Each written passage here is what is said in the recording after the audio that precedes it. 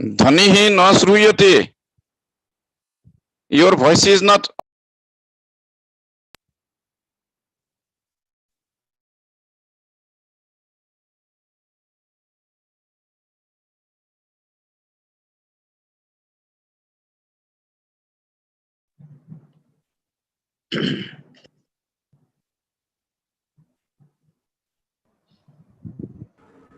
नमस्ते.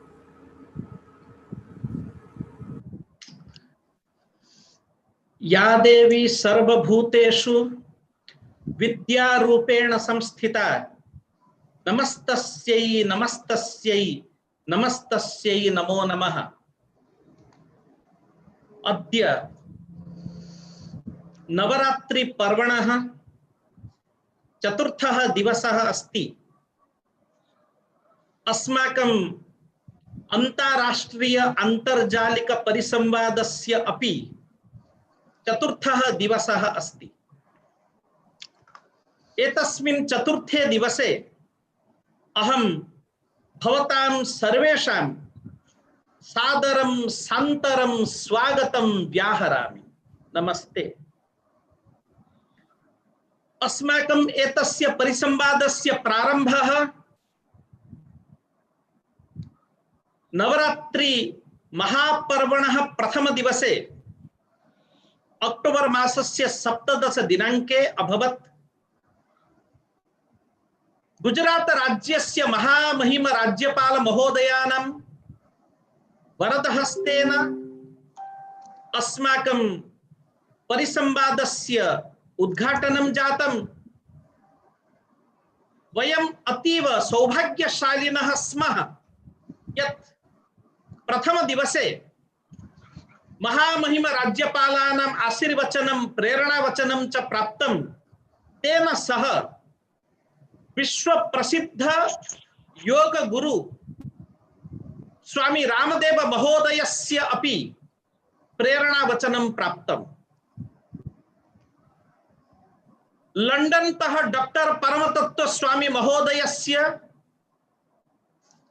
Keynote address अतीव रमणीयम् आसीत्. अपि च अन्ताराष्ट्रीय क्षेत्रे विश्रुत यशसां प्रोफेसर कुटुम्बशास्त्री महोदयानां प्रवचनं मार्गदर्शनम् अपि च आशीर्वचनम् अस्मभ्यं सर्वेभ्यः प्राप्तमासीत्. प्रथम दिवसे, द्वितीय दिवसे, तृतीय दिवसे च विश्वस्तरीयाः महात्मानः संस्कृत क्षेत्रे धृतप्राणाः विद्वत्तल्लजाः अत्र प्रवचनं कृतवन्तः. अद्य अस्माकं चतुर्थः दिवसः अस्ति. एतस्मिन् चतुर्थ दिवसे 19 वक्तारः विश्रुत यशसः संस्कृत मातुः वरपुत्राः सन्ति. अपि च अद्यतन चर्चा सत्रस्य चर्चाध्यक्ष रूपेण सत्राध्यक्ष रूपेण मान्याः कुलपतयः डॉक्टर हरिहर होता महोदयाः अस्मभ्यं प्राप्ताः सन्ति. डॉक्टर हरिहर होता महोदयाः ओडिशा प्रदेशे पुरी नगरस्थ श्री जगन्नाथ संस्कृत विश्वविद्यालयस्य कुलपति पदे विराजन्ते.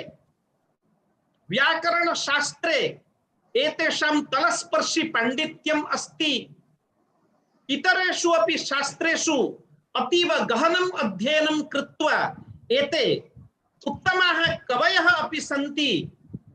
अद्य अस्माकं सौभाग्यं यत् श्री जगन्नाथ संस्कृत विश्वविद्यालयस्य कुलपतिपादाः श्रीमन्तः डॉक्टर हरिहर होतृपादाः अस्माकं परिसंवादस्य चतुर्थ दिवसस्य सत्राध्यक्ष रूपेण सेशन प्रेसिडेंट रूपेण प्राप्ताः सन्ति.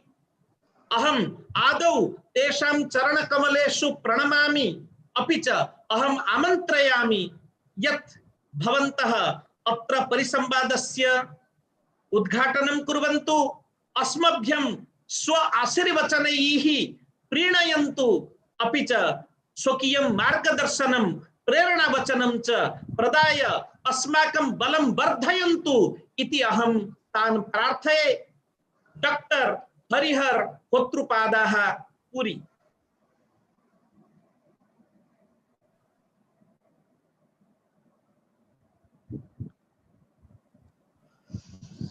नीलाचल निवासाय नित्याय परमात्मने बलभद्र सुभद्राभ्यां जगन्नाथाय ते नमः।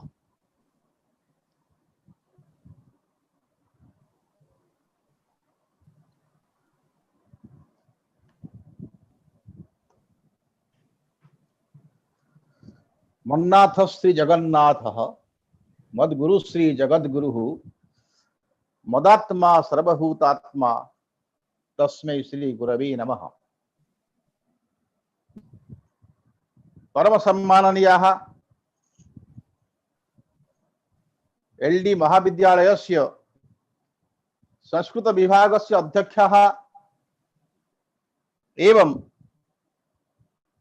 अस्य अंतर्जातीय चर्चा सत्रस्य कर्णधाराः अस्माकं बन्धवः सुयोग्य सन्तानरूपाः सन्ति भारत मातुः ते भवन्ति प्रोफेसर गजेन्द्र कुमार पंडा महोदयाः एवं अद्य चतुर्थ दिवसे अंतर्जातीय चर्चा सत्रस्य ये प्रतिभागिनः सन्ति ते सर्वे महान्त विद्वांसः पृथिव्याः विभिन्न कोणेभ्यः विभिन्न स्थानेभ्यः समागताः सन्ति। अतएव तेषां कृते सुदूर पुरी नगर्याः पक्षतः मम विश्वविद्यालयस्य पक्षतः तेषां कृते साधुवादः तथा श्री जगन्नाथस्य आशीर्वादः प्रेष्यते।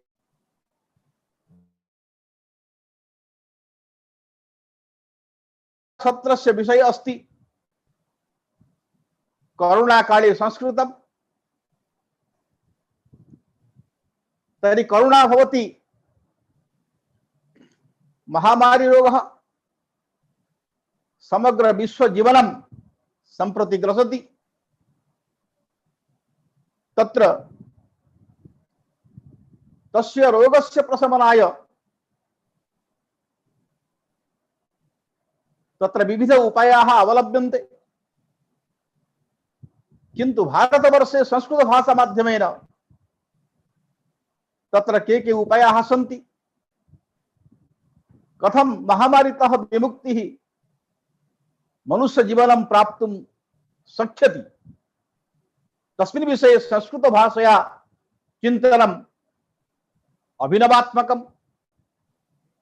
अतएव इदं चर्चासत्रम् एकविंश शताब्द्याः अभिनवात्मकं तथा नूतन दिशा निर्धारकम् अस्ति इति मया विचिन्त्यते।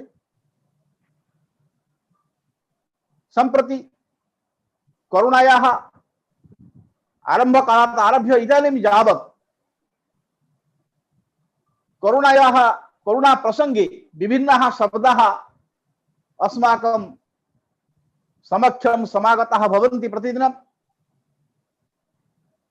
तत्र वयं वैयाकरणः अस्माकं शब्दशास्त्रे एव प्रवेशः अस्त्येव। तर्हि मम अत्र एकं काव्यम् अस्ति करुणा विषयमाश्रित्य। करुणा प्रसंग शब्द शक्ति प्रेरणा, अर्थात प्रतिशब्दं शक्ति ही वर्तते एवं शब्द शक्ति अस्माभिः प्रेरणा प्राप्यते। तर्हि करुणा काले शब्द जे शब्दाः प्रसिद्धाः सन्ति करुणा प्रसंगे ते शब्दाः कथं प्रेरणादायकाः भवन्ति तस्मिन् विषये तत्र मदीयं काव्यमस्ति। तर्हि एतस्य काव्यस्य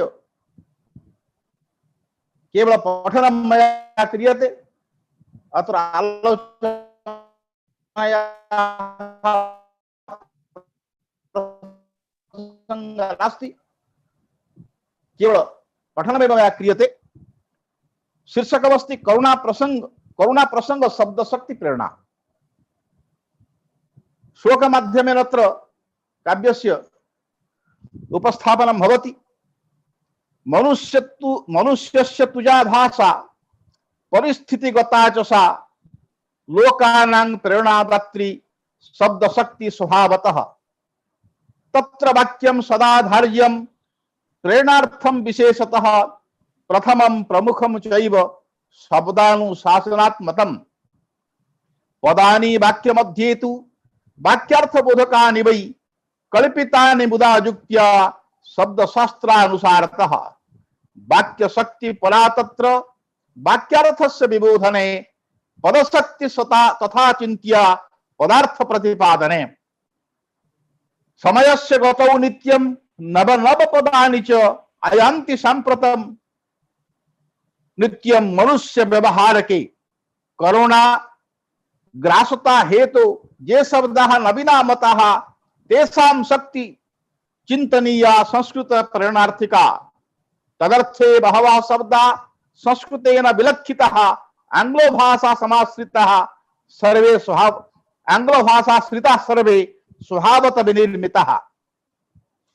करुणा चांग्ल शब्दस्तु मुकुट शोभनार्थके करुणायाः किं लक्षणं तत्र करुणा शब्द कथं व्यवह्रियते तस्मिन् विषये अलंकार विशेषेवा समाकृत्य विचिन्त्यते। भूतानु पशुलभ्यो वै मनुष्य शरीरे यतः नवीन लक्षणे युक्त नर जीवन घातक तस्य संक्रमणाधार नासिका मुखमेव च नेत्रं च सर्वदा चिन्त्य कलस्पर्श प्रमुखतः दूरता सर्वदा धार्य सर्वकाले प्रधानतः संगरोधात्मिका नित्यं सुस्थ स्वास्थ्य विलक्षणा मुखावृत्तिस्तु नित्यं च पवित्रता विशेषतः चिंतनीया विधानेन दैनंदिन स्वजीवने कर प्रक्षालनम ध्येयं पुनः पुनः प्रधानतः भूतानु गतिरोधार्थम मनुष्य जीवने सदा भ्रमणे संयमः कार्य प्रस्तुत विशेषतः स्वगृहे जीवनम जाप्यम सर्व जीव स्वजीवन सुरक्षणे भोजनीय पदार्थानां पवित्रीकरणं सदा चिंतनीयं प्रयत्नेन रोगरक्षाकरं परम रोग निरोध सामर्थ्यं जीवनार्थं विशेषतः चिंतनीयं विधानेन पानीय खाद्य मध्यके श्वास प्रश्वास कार्यं तु व्यायाम परकं यथा तदर्थं सर्वदा चिन्त्यं योग मार्गानुसारतः न मुखे कलस्पर्शश्च नासिकायां तथापि वा नेत्रे च सर्वदा कार्य सावधान परात्मकः स्थाने संक्रमिते नैव गमनीयं विचारतः तदर्थे नियमः सर्वः पालनीय शुभात्मकः निज रक्षा सदा ध्येया परिवार सुरक्षिका सामाजिक सुरक्षा च देश रक्षा करा परा संग रोधस्तु तस्यैव सामाजिक विशेषतः वैयक्तिक पुनः ज्ञेय भूताणु रोधकारकः करुणा लक्षणे युक्ता निर्लक्षणा प्रमुखतः ग्रसति शरीरं द्रौतं श्वासनाश करा मता दिनद्वयात् समारभ्य चतुर्दश दिनानि च करुणा लक्षणं सर्वं प्रकाशते क्रमान्नतं झटिति व्याप्तियुक्ता सा व्याधि मध्ये विशेषतः समष्टि व्याप्तियुक्ता च विलक्ष्यते निरन्तरं रोगिणस्तु सकर्तव्य निसंग जीवनं यथा बहुनां जीवनानां च तद्रक्षा कवचं भवेत् सुस्थानं सर्वदा कार्यं रोगी संग विवर्जनं तत्र विचारता कार्या रोगरोध सकर्मणि नौषधं विद्यते तस्य केवलं सावधानता आचारे व्यवहारे च सर्वशुभ विलक्षणः रोगरोधात्मकं चैव सामर्थ्यं वा प्रधानतः धारणीयं प्रयत्नेन खाद्य पान योगात्मकं नवा नवायु गम्यतायुक्तः भूतानो परिलक्ष्यते बहुव्यक्ति सुसंगश्च महादाधि विकासकः पंचहस्त दूरत्वं च प्रतिव्यक्ति विधानतः धारणीयं सदा बुद्ध्या रोग प्रशमनार्थकः व्याप्ति रोधस्तु तस्यैव चिंतनीय प्रयत्नतः सचैव लोकरक्षार्थ सर्वशुभात्मकः सदा रोग परीक्षणं कार्यं प्रतिव्यक्ति स्तरे पुनः रोगिणां तु मुदा चिन्त्यं प्रतिकार सुरक्षणे महामारी स्वरूपेण विश्वजनगतः जतः करुणाख्य महारोग नृत्यति नरजीवने न ज्ञानं कौशलं चैव न विज्ञानं विशेषतः सफलं नैव दृष्टं वा तन्निरोध सुकर्मणि स्वसावधानता तत्र परमा परिकीर्तिता नित्यं जागरणं चैव तदर्थं वा विशेषतः विशिष्यते विश्व स्वास्थ्य सुरक्षार्थं संगठनं प्रमुखतः सावधानात्मकं तथ्यं प्रददाति पुनः पुनः धर्मशास्त्रस्य तत्त्वं तु योगस्य वा विशेषतः पालनीयं प्रयत्नेन चायुर्वेदात्मकं सदा खाद्यं पुष्टिकरं धार्यं पानीयं वा तथैव च व्यायामो नितरां कार्य रोगरोध विवर्धने जीवनं प्रथमं चिन्त्यं तदनु जीविकाधनं महामारी प्रकोपा च सर्वहितकरं भवेत् वयस्क जनतानां च शिशूनां वा विशेषतः रक्षणं तु परं चिन्त्यं करुणा प्रकोपात् यथा दरिद्रता विशिष्टानां रोगिणां च प्रधानतः विशेष ध्यानदानं तु राष्ट्रहितार्थकं भवेत् मनोविकृतिग्रस्तानां जनानां हितसाधकं कार्यं चिन्तनीयं भक्त्या करुणा प्रकोपात् सदा विजय जीवनस्यैव रोगस्य च पराजयः मनुष्यस्य परो मंत्र धारणीयः शुभात्मकः। तर्हि करुणा विषये एते सर्वे विषयाः सावधानता हेतुः तत्र वर्णिताः सन्ति एवं तत्र ये शब्दाः आङ्ग्लभाषायां व्यवहृताः सन्ति तेषां संस्कृतीकरणं तत्र जातम्। अतएव शब्दशक्ति विचारम् अर्थात् शब्दशक्ति मध्ये या प्रेरणा वर्तते सा प्रेरणा अस्माभिः प्रतिपदं प्राप्यते। अतएव संस्कृत भाषया सा प्रेरणा अपि अस्माभिः स्थापयितुं जनमानसे स्थापयितुं शक्यते। तदर्थम् अत्र ये प्रवाचकाः सन्ति अद्य चर्चासत्रे अद्य अस्मिन् अंशे अत्र ये प्रतिभागिनः सन्ति तेषां तत्र बहु प्रबन्धः वर्तन्ते, तेषां गभीरं चिन्तनमस्ति। अतएव एवं भूतस्य कार्यक्रमस्य सफलतार्थं ते सर्वे अत्र समागताः सन्ति। सर्वेषां कृते पुनरेकवारं साधुवादं विज्ञाप्य अद्य दिवसस्य चर्चासत्रं मया अत्र उद्घाट्यते। अत्र जगन्नाथस्य महिम्ना इदं चर्चासत्रं सर्वदा सफलं भवतु। अत्र ये प्रतिभागिनः सन्ति तेषामपि मनोरथः सफलः भवतु, तेषां जीवनं कुसुमितं भवतु। एवं करुणा कोपाच्च ते सुरक्षिताः भवन्तु, सर्वे सुस्थाः भवन्तु इति एतत् सर्वं चिन्तयित्वा पुनश्च सर्वेषां कृते पुनश्च साधुवादं प्रकट्य विरम्यते विस्तरात्। जयतु भारतं, जयतु संस्कृतं, वन्दे भारतं, वन्दे भारतमातरं। जय हिंद। धन्यवादः मान्याः डॉक्टर हरिहर होता महोदयाः। भवन्तः यद्यपि विविधेषु शास्त्रेषु पारंगताः सन्ति तथापि आशु कवयः अपि सन्ति। अतः सत्रस्य एतस्य उद्घाटनं भवद्भिः स्वरचित अनुष्टुप् छन्दसा लिखितानि एतानि पद्यानि द्वारा पद्यानि भवान् उक्तवान्। वयं सर्वे अतीव आनन्दम् अनुभवामः। भवद्भिः शुभ आशीर्वचनं प्रदत्तं।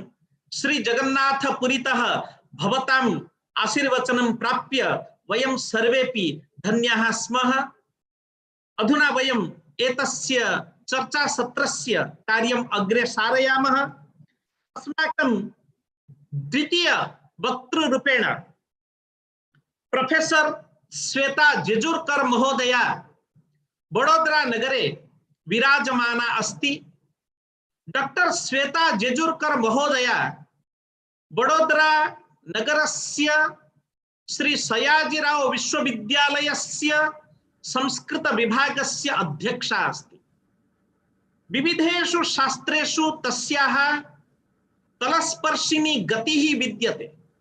व्याकरण शास्त्रे वेदांत शास्त्रे च बहुविधानि प्रवचनानि सा सर्वत्र बहुषु विश्वविद्यालयेषु कृतवती।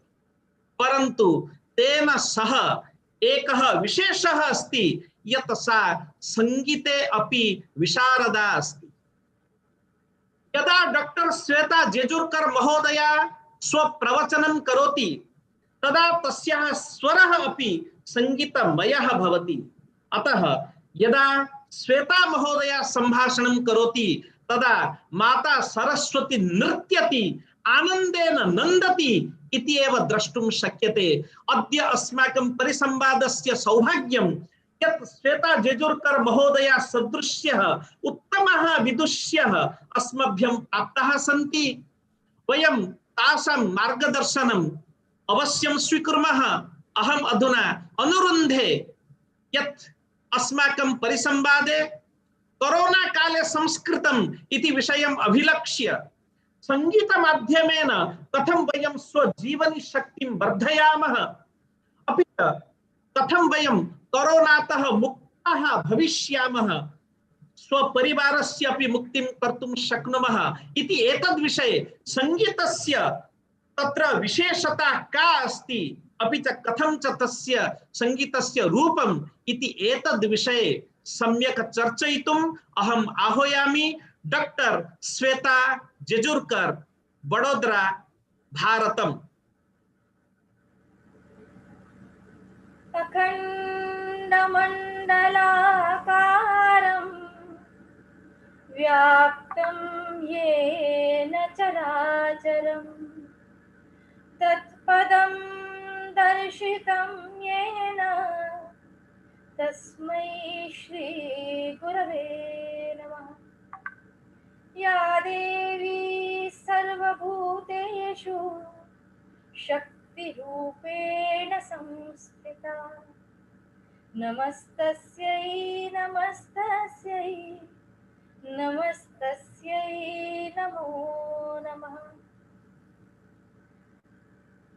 Respected Professor Harihar Hota, Vice Chancellor, Sri Jagannath Sanskrit University, Puri, President of this session, Professor Gajendra Panda, Head Department of Sanskrit, LD Arts College and Coordinator of this international Sanskrit webinar, all the organizers, participants, scholars, learned educators and audience, Sarvebhyo Namo Namaha. The topic with which I am here today is musical aspect of Sanskrit as a healer in Corona times. We all know music is the soul of human life, so much so that the thumping of the heart has also a layer or beat. This beat symbolizes life. Similarly, the matras, rasva, dirgha, pluta, or the swaras, udatta, anudatta and swarita as found in the Vedas, their combinations, pronunciation create an environment of positivity and optimism. This is what is needed in Corona times. If we look at the definition of Sangeetam, music, it is Geetam, Vadyam, Tatha Nrutyam, Trayam Sangeetam Uchyate. That is the Geeta, the song part, the Vadya, that is the instrument part, and the Nritya, the dance part, is a complete package of music. If we see Sanskrit, then the ancient most texts are the Vedas. The Rig Veda comprises of the three swaras, Udatta, Anudatta and Swarita. As it is said, Uchchaihi Udattaha, Nichaihi Anudattaha, Samaharaha Swaritaha. So the higher note is Udatta, the lower is Anudatta and the middle note is Swarita. Here I am reminded of the Nasatya Sukta, or basically the series which was there on Doordarshana, The Discovery of India, the title song which was based in Hindi on the Nasatya Sukta. पृथ्वी से पहले सत नहीं था, असत भी नहीं, अंतरिक्ष भी नहीं, नी सारे सा नी सारे, नी सारे सा सा नी सारे सा सा. So if you see three swaras, Udatta, Anudatta, Swarit in a different form, and if I put it in this Saptaka, I mean Shadja, Nishad and Rishabha, it would be depicted like this. The Vedic mantras are chanted as per these swaras. They create an environment of their own. Hearing or chanting the mantras, the environment, the physique, and the mentality undergoes change. Mind attains equipoise. It soothes the system. The sound or resonance that a mantra or a chant produces is the healer. Samaveda is the Veda connected to music. Samagana includes the use of seven notes. Unlike what we see in the Rigveda, the three notes, in a Samaveda we find the seven notes. And it generally starts from Madhyama, like Ma Ga Re Sa Ni Dha Pa, in the descending order. To name them, there are seven names given as Archika, Gathika, Samika, Swarantara, Odava, Shadava, and Sampurna. Later on, which we find that Odava, Shadava, and Sampurna are the jatis in the raga system of Hindustani classical Indian music. Thus, this existed even before the Natya Shastra of Bharata Muni. Although in the Samaveda, there is no difference like Komala Swara or Tivra Swara as we find it today. Today we have seven notes, 7 plus 5. Shuddha Swaras, Sapta, and 5 Vikruta Swaras, so 12 notes in a Saptaka, that is from one Shadja to another Shadja of the Tara Saptaka. In an octave, we have 7 Swaras or 12 Swaras in all.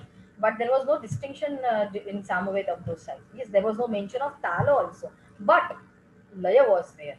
Vilambita Laya, Madhya Laya, Dhruta Laya, that is the slow pace, the middle pace, and the fast pace. And the matras were there, Lagu, Guru, and Pluta. This was found. Thus, the earliest reference to music is our Vedas. Since Vedic age, there are two streams of music. That music which is refined, which is properly sung like the mantras of the Veda, and the other one is also the folk music or folklore, which is different from the region to region. Now, this is the Navaratri period wherein Shakti Upasana is in vogue. The chants, the stotras composed in various meters, meters also are the musical aspect of Sanskrit, all create a positive aura, give positive energy. This helps us to regain vitality, win over sickness, and rejuvenate ourselves. This is how music and Sanskrit are interconnected. Music is known to cure various ailments like insomnia, hypertension, constipation, etc., as read and practiced by various musicotherapists. Music therapy is a well known therapy nowadays. Not only human beings, but even the plants and the animals are seen to be affected by music, and it is a proven fact. There are the facts, factual evidences are there. So, Sangeeta sadhana or mantra practice involves a lot of concentration. This makes one forget everything around us, which is in itself leading us to understand one's own self. One of the important sadhanas is pranayama sadhana or the Omkara sadhana, to say so. Udgita Saman is mentioned in the Samaveda. Here we can refer to as Omkaropasana or Omkara sadhana. The sound waves which U and M as an Ekakshara Brahma Omkara which is created, the resonance which is created within the body and the energy which is generated is amazing. As a music practitioner, I have experienced it myself. The pranayama while chanting Omkara helps us in retention of breath. It is considered to be one of the best exercises to keep oneself healthy. Increasing the capacity of kumbhaka, that is keeping your prana within, helps in singing or pondering upon one note for a longer span of time. As we see, the pranayama is considered to be one of the immunity boosters also for protection against corona. In today's times, we are facing this crisis of corona. I feel this musical aspect, that is the swara, the laya or the tala of Sanskrit mantras, the chants, the stotras, etc., can be a booster, life savior, creating an optimistic approach in the minds of the people. Last but not the least, it is already stated Mantre deve dvije tirthe bhaishajye devagne guruho yadrushi bhavana yasya siddhir bhavati tadrushi. So finally it comes to the faith part wherein an individual wherever or in whichever part means a sadhaka obtains success only in that which is faith. So in today's times when these human beings, we as humans and everybody else is facing this crisis, I feel that this aspect, having faith in our own traditions, practicing sadhana or pranayam or omkara, chanting of various mantras or stotras, taking into consideration the swara aspect, may it be samagana or may it be the Vedic chanting, which creates resonance, which not only generates energy around us but also within us. It creates resonance, it creates a healing power within ourselves, which is experienced by people. Hence, through this medium, I would like to present this that music and Sanskrit go hand to hand. They are interdependent. You cannot separate from one from the other, just as you can separate the bit or layer of the heart from it. This music does, and this musical aspect of Sanskrit does act as a healer in Corona times. I heartily thank the organizers of this Sanskrit International webinar for giving me an opportunity to interact with so many stalwarts of different fields on this platform. Dhanyavada. धन्यवादः doctor Shweta Jejurkar महोदयाः।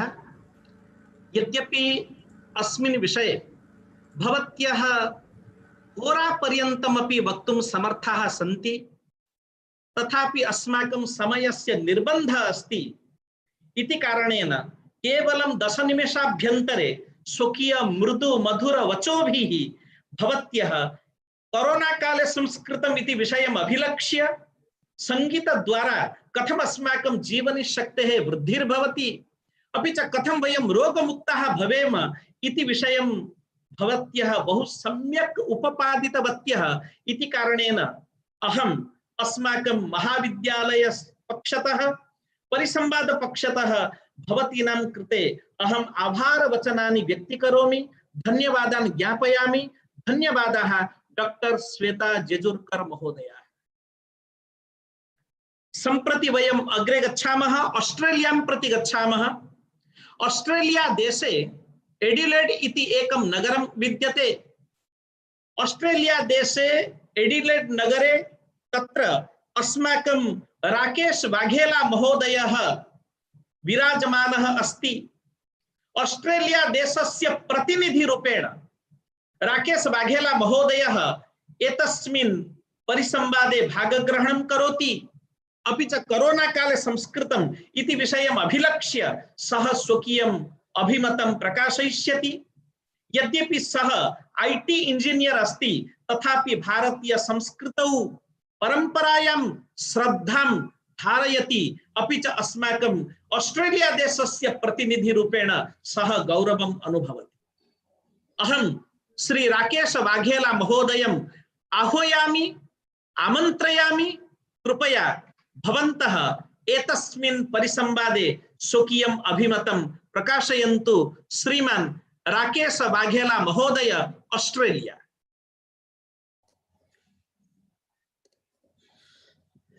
Thank you, Dr. Gajendraji Panda. Srimad Sadagunasalinam Chidachide Vyaptam Chadi Vyakrutim Jive Shakshara Mukta Koti Sukhadam Naikavataradhipam Gneyam Shri Purushottamam Munivare Vedadikityam Vibhum Tvam Mulakshara Yuktameva Sahaja Nandam Cha Vande Sada. Shri Swaminarayan Bhagwan Jai. Akshar Purushottam Maharaj Ki Jai. Gunatitananda Swami Maharaj Ki Jai. Radha Krishna Deva Ki Jai. Siyavar Ramchandra भगवान की जय। उमापति महादेव की जय। सियावर रामचंद्र भगवान की जय। भगत जी महाराज की जय।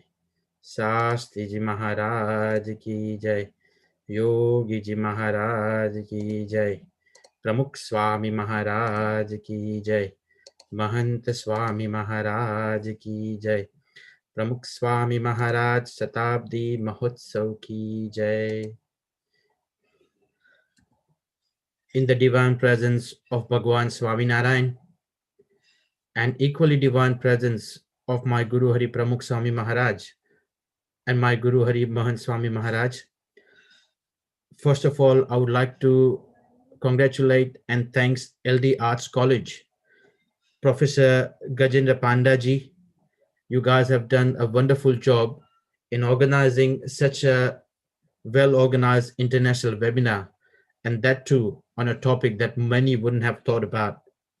How is Sanskrit still relevant in this age of coronavirus? I would also like to make a special presence felt for Dr. Hariharan Hota, the president of the session, and everyone who is present over here. And I think I'm really honored to be a part of this webinar. And I think there are wonderful topics that are being presented over here.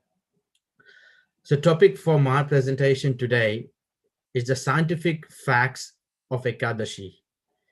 Now, whenever we think about any vrat or any upvas, I think we have challenges whenever we are talking about all these upvas in modern age and modern times, especially when we have a community around us who would be saying that why do we need to do this upvas and what are the real benefits of it.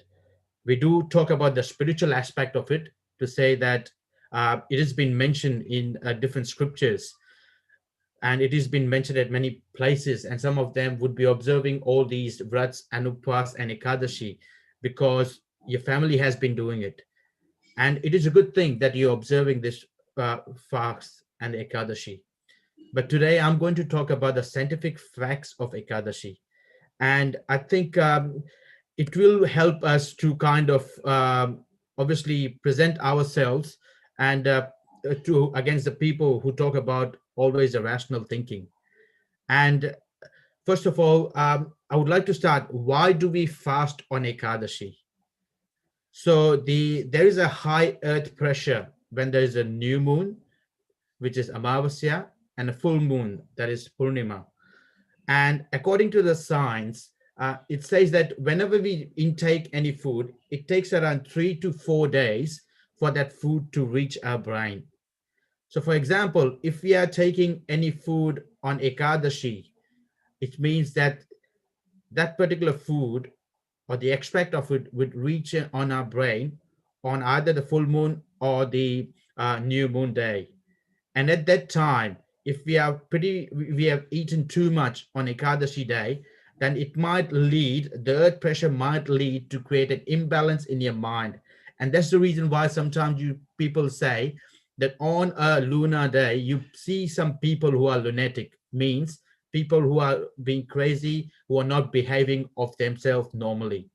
So that's the reason why it has been, we fast on Ekadashi or take light food on Ekadashi, just so that when you're observing this and the food that reaches your brain on the Amavasya day or the Purnima day, it will help to balance your mind rather than being an imbalanced mind.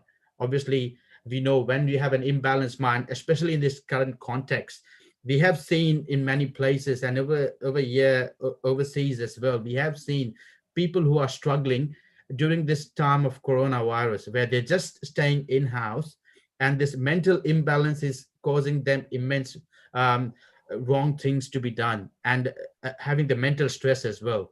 So on that note, we could say that if someone is observing the Ekadashi Vrat or any other Vrat, and they are taking a light food or they are fasting, this helps their mental thinking a lot and create a balance in their mind. The other thing is why we fast on Ekadashi. It is also said that there's a low atmospheric pressure on the day of Ekadashi, which means that it helps to clear your bowels. So that's the other thing as well. And the one important thing is that, as you would have known, that whenever you have any machinery, you are expected to make sure that you have regular maintenance of those machinery. So consider our body as to be a machinery where we have several things, where we intake food that create bloods, and obviously we throw those extra unwanted things out as well. So this is a kind of a machine, and observing this fast once every fortnight, which is something we call as Ekadashi, is going to give your physiological and your digestive system some rest. And obviously you would have known that whenever you have any kind of any machinery that has been regularly been maintained, and you obviously do them, give them obviously regular rest of it, make sure you have them regularly switched off. It helps you a lot. So something similar along the lines over here as well. If you observe this fast or this ekadashi or take light food, is going to help your digestive system stay well and your physiological system stay well as well. Now, the other thing I just want to talk about the scientific facts and the benefits of observing Ekadashi is that that helps you to take care of a junk DNA. So I'm not sure if many people have heard about this junk DNA as well. So junk DNA again is one of the many DNA that we have in our body. It doesn't have any coding, it doesn't have any information. And that's the reason, hence the name says that this is a junk DNA. And and many people say that obviously, why do we have junk DNA? So the reason for that is junk DNA, the more you have, the longer the person lives. And the more it breaks, it shortens the life as well. So if you want to live longer, the junk DNA needs to live longer as well. So how can you make this happen? So there is a research that has been done, and it says that if you want your cell to be divided and your junk DNA to slow it down or break lesser, then you need to make sure that you observe the fasting. And you obviously, sometimes if you can't fast, you eat fruits and vegetables. These two things are going to help you reduce your cell division and obviously reduce the junk DNA breaking as well. And it is also been said that that's the reason why fasting is important and needs to be observed every 15 days. And hence, we see that um, observing Ekadashi every 15 days is going to help you as well. Not many people would have thought, like, we feel that all these things that we are doing as part of our rituals in day-to-day life, is it still relevant? But when we do research in any context or any scenario, we do feel that all these things are still relevant. Now, the third thing and the final thing that I just want to talk why we should be observing the Ekadashi Vrat or any other fast is I just want to shed some light on the Nobel Prize winners from 2018, which is Dr. James Ellison and Dr. Tasuku Honjo. These are the two guys who have won the Nobel Prize Award in 2018 for their research on immunotherapy. Now, obviously, we would have heard about these words. These are related to the cancer treatment. So would have known that people normally get for cancer, they get treated through radiotherapy. Then people also get treated with chemotherapy and also it's surgery as well. Now, since 2018, this is a new term that has been introduced, and it is called as immunotherapy. So what does that mean? So basically, a human body is capable of protecting itself from cancer. Not many people knew that before 2018. And the reason for that is the human body has a T cells, and each T cells are capable of killing more than 1,000 cancerous cells. So what needs to happen? So these T cells are capable of doing it, but due to us human being having these wrong habits of eating, having these wrong habits of sleeping, having these wrong habits of drinking, we tend to diminish the capability or the capacity of these T cells. So if you want to increase your immune capability, what do you need to do? You need to increase the capability of your T cells, which is equivalent to killing the 1,000 cancerous cell. So how can you do that?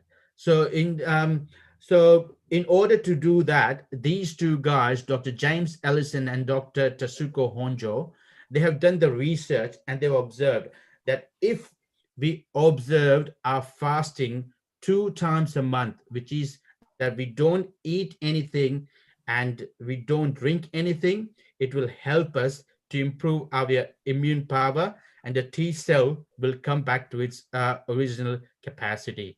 Now, many of us would be thinking, well, look, I don't think it's practically possible for us in this time to be observing this fast 2 times a month. Okay, then they have also done the research. Okay, if you can't do that, at least 20 days in a year, you can do 10 hours of waterless fasting. So when you say the waterless fasting, we just have to be careful over here. It's not that when we are sleeping, anyone could fast when we are sleeping. So it is more about the fasting when you have sun right on your head and you're doing your day-to-day activities. If you fast during that time, it is going to help you to increase your immune capacity through T cells capability being increased as well. So these are the three things that I just want to quickly touch on. Is regard why do you fast on Ekadashi? It's because the high earth pressure, it helps by observing Ekadashi, you can maintain the balance of your mind, and also helps you keep your bowels clean as well. And Ekadashi fasting helps to keep your junk DNA longer, which will help you keep your life longer as well. And the third thing as well, through fasting once every 15 days or 2 times a month, and if someone can't, if they can observe 10 hours waterless fasting for 20 days in a year, it will help them to increase the immune power, that is the T cell coming back to its original power, and it has the capacity to kill 1,000 cancerous cells. I'm sure there are many more benefits that are associated in observing the Ekadashi, not only the scientific facts, but I think if we observe the Ekadashi Vrat, we are attaining God's grace as well as our Guru's grace as well. So it is important for all of us. And I think one who's observing these Vrats or observing Ekadashi and other fasts would realize that there are serious benefits that are associated to it. So on that note, I would like to thank everyone for giving me this opportunity. LD Arts College, Dr. Gajendraji Panda, thank you for giving me this opportunity. And it's, I think it's a wonderful platform where we see people from 85 countries with different aspects and with different mindset and different thought process are coming over here and doing your presentation as well. So thank you all and hope you have a wonderful day. Thank you. धन्यवादः श्रीमन्तः राकेश वाघेला महोदयः। अहं परिसंवाद पक्षतः भवतां धन्यवादान् निवेदयामि। भवन्तः एकादशी विषये वैज्ञानिक भाव भरितेन वचनेन बहु सम्यक् भवन्तः विषयं प्रतिपादितवन्तः। परिसंवाद पक्षतः अहं भवतां धन्यवादान् वितरामि। अयं कोरोना कालः वस्तुतः अभिशापः नास्ति, परन्तु वरदानम् अस्ति। कारणम् अस्मिन् समये भारतीय संस्कृतेः सभ्यतायाः विचारस्य दर्शनस्य च सर्वत्र प्रसारः विश्वेस्मिन् दरीदृश्यते। अतः अधुना भवन्तः जानन्तु यत् कथम् एकादश्याः महत्त्वं विद्यते अस्माकं शास्त्रेषु। बहवः जनाः, बहवः अस्माकं पूर्वपुरुषाः ऋषयः मुनयश्च एतद्विषये शास्त्रेषु लिखितवन्तः। अतः अधुना विश्वस्य जनाः शास्त्राणां महत्त्वम् अङ्गीकुर्वन्ति, अपि च तदनुसारं स्वकीयं वर्तनमपि कुर्वन्ति। ऑस्ट्रेलिया देशस्य प्रतिनिधिरूपेण भवन्तः अतीव सम्यक् स्वकीयं विचारं प्रकटितवन्तः। अतः राकेश वाघेला महोदय, अहं बारंबारं धन्यवादान् वितरामि। नमस्ते। सम्प्रति वयं भारतवर्षे सारंगपुरं प्रति गच्छामः। सारंगपुरम् इति नैमिषारण्य क्षेत्रम् अस्ति, यत्र ज्ञानं, कर्म, उपासना इति एतेषां त्रयाणामपि त्रिवेणी संगमः दृश्यते। तस्मिन् त्रिवेणी संगमे निरन्तरं स्नानं कृत्वा प्राध्यापकः कृष्ण गजेन्द्र पंडा महोदयः अस्माकं प्रतिनिधिरूपेण तत्र विराजमानः अस्ति।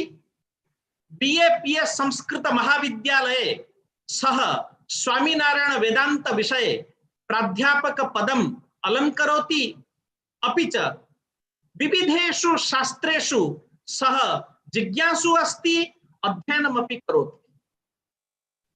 अस्माकं प्रतिनिधिरूपेण अहं श्री कृष्ण गजेन्द्र पंडा महोदयम् आमन्त्रयामि यत् कोरोना काले संस्कृतम् इति विषयम् अभिलक्ष्य दण्डवत् प्रणामस्य किं महत्त्वं वर्तते, तेन कारणेन अस्माकं शरीरे कथं रोग प्रतिरोधक शक्तेः विकासः भवति, येन वयं कोरोना महामारीतः स्वरक्षणं कर्तुं शक्नुमः इति विषयम् आधारीकृत्य कृपया स्वकीयं प्रवचनम् अत्र विवृण्वन्तु इति अहं प्रोफेसर कृष्ण गजेन्द्र पंडा महोदयम् आह्वयामि।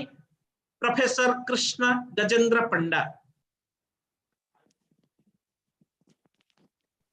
स्वामिनारायण साक्षात् अक्षर पुरुषोत्तमः सर्वेभ्यः परमां शान्तिम् आनन्दं सुखमर्पयेत्। Namaste to one and all. Good evening. I will be showing my presentation through PPT, PowerPoint.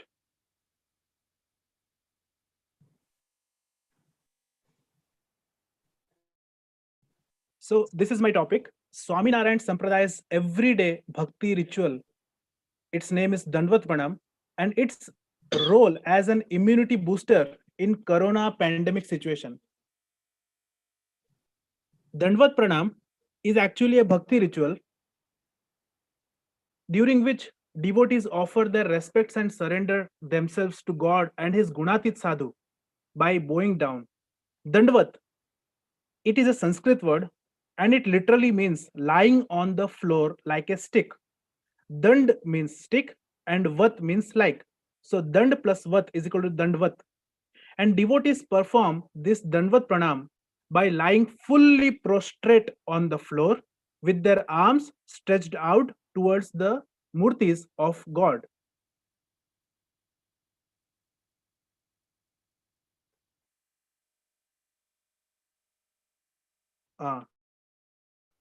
It is a symbol of complete submission that reminds devotees of paying obeisances to God and cultivating humility. It is a symbol of complete submission that reminds devotees to respect God and cultivate humility. All of our karma are performed through mind, body, or speech, and every karma in life should be offered to Bhagwan. This is a photo of a sadhu of the Swaminarayan Sampradaya doing Dandvat Pranam. There is a shlok from the Sanskrit literature which defines Dandvat Pranam. I will quote it. Urasa shirasa drishtya manasa vachasa tatha padbhyam karabhyam janubhyam pranamoshtanga uchyate. So the Dandvat Pranam, its synonym is Ashtanga Pranam or Sashtang Pranam. So the 8 specific parts of the body should touch the floor. The first one is Urasa. It is written in this shlok. So it means pranam by chest. Shirasa means pranam by head. Drishtya, pranam by eyes. Manasa, pranam by mind. Vachasa, pranam by speech. Padbhyam, pranam by feet. Karabhyam, pranam by hands. And Janubhyam, pranam by thighs. In addition to the religious aspects, Dandvat Pranam is a combination of yogic postures. It tones the muscles of the neck, shoulders, chest, and lower back, relieves backaches, increases flexibility of the spinal column, increases the efficiency of the pancreas and adrenals, and helps prevent diabetes. So, Dandvat Pranam, it tones the muscles of the neck. Dandvat Pranam also tones the muscles of the shoulder. Dandvat Pranam tones the muscles of the chest as well.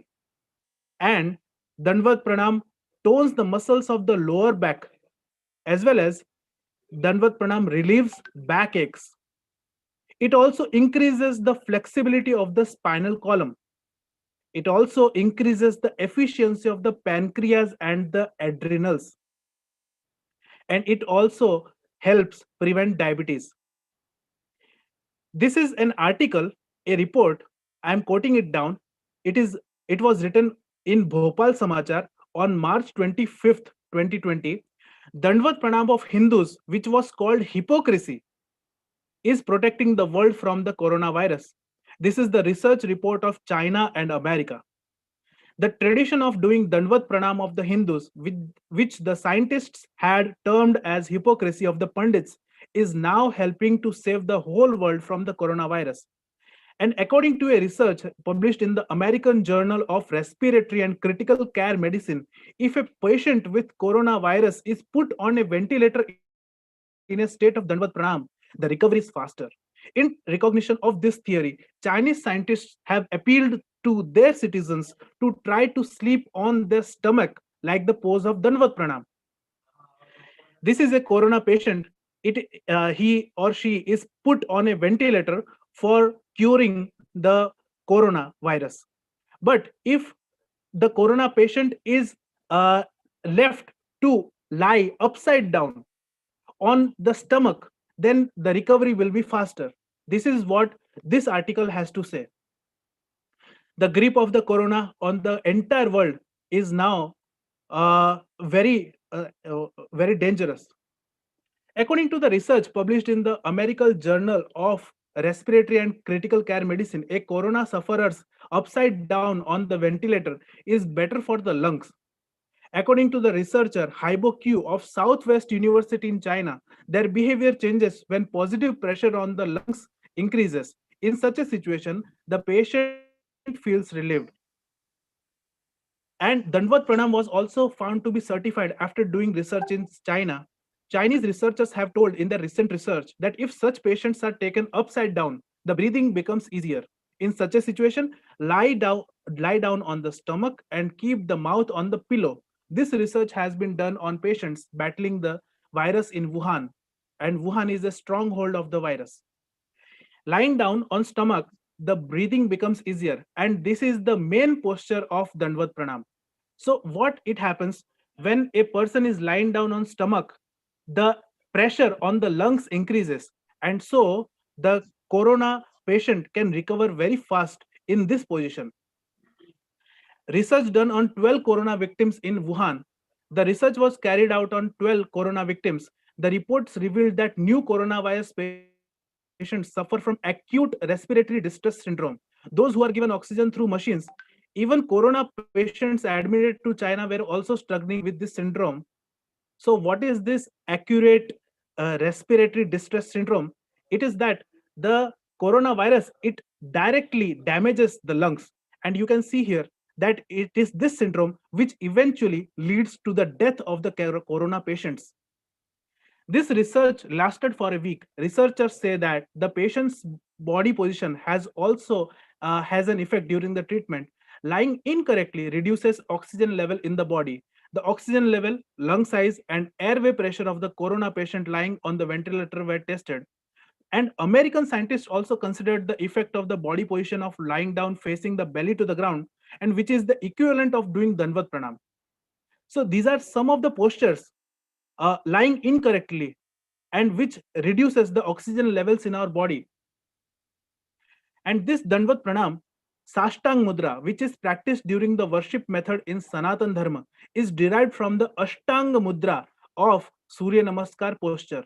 Therefore, all the benefits that are derived from the Surya Namaskar posture will be attained by doing Dandvat Pranam. This is the Surya Namaskar posture. Basically, there are 12 postures here. These are the benefits of Dandvat Pranam. It helps to improve balance, flexibility, and posture of the body.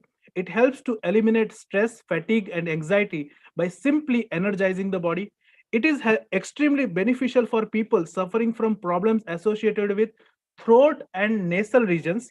It improves blood circulation, particularly in the upper sections of the body. It helps to increase concentration as well as enhances digestion and metabolism. It tones and energizes the spinal nerves and muscles. The digestive organs can be toned by regularly practicing it, which ensures well functioning of liver and spleen.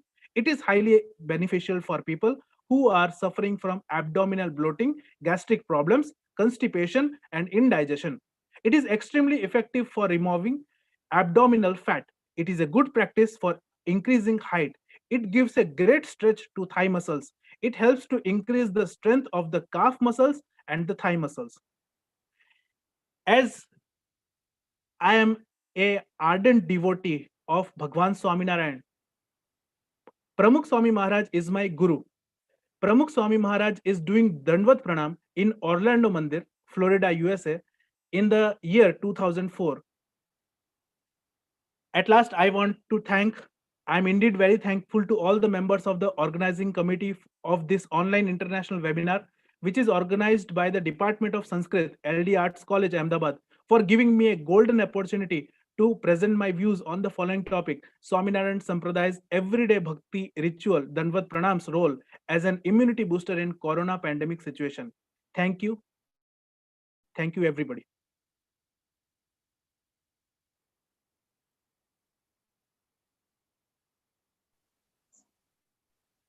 Sir, Panda, you are on mute.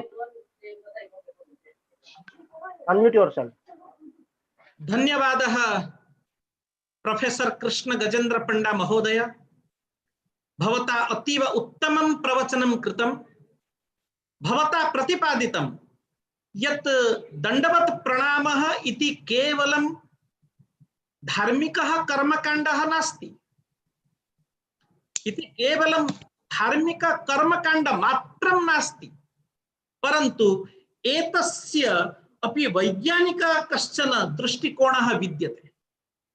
अपि च वैज्ञानिक चिन्तन धारया भवान् अतीव सम्यक् एतं विषयं सर्वेषां समक्षं स्थापितवान्। अतः अहं परिसंवाद पक्षतः भवतः धन्यवादान् वितरामि। अपि च स्वामीनारायण संप्रदायस्य महत् योगदानं विद्यते। अस्माकं भारतीय संस्कृतेः परम्परायाः विचारस्य दर्शनस्य च प्रचारार्थं प्रसारार्थं च समग्र विश्वे।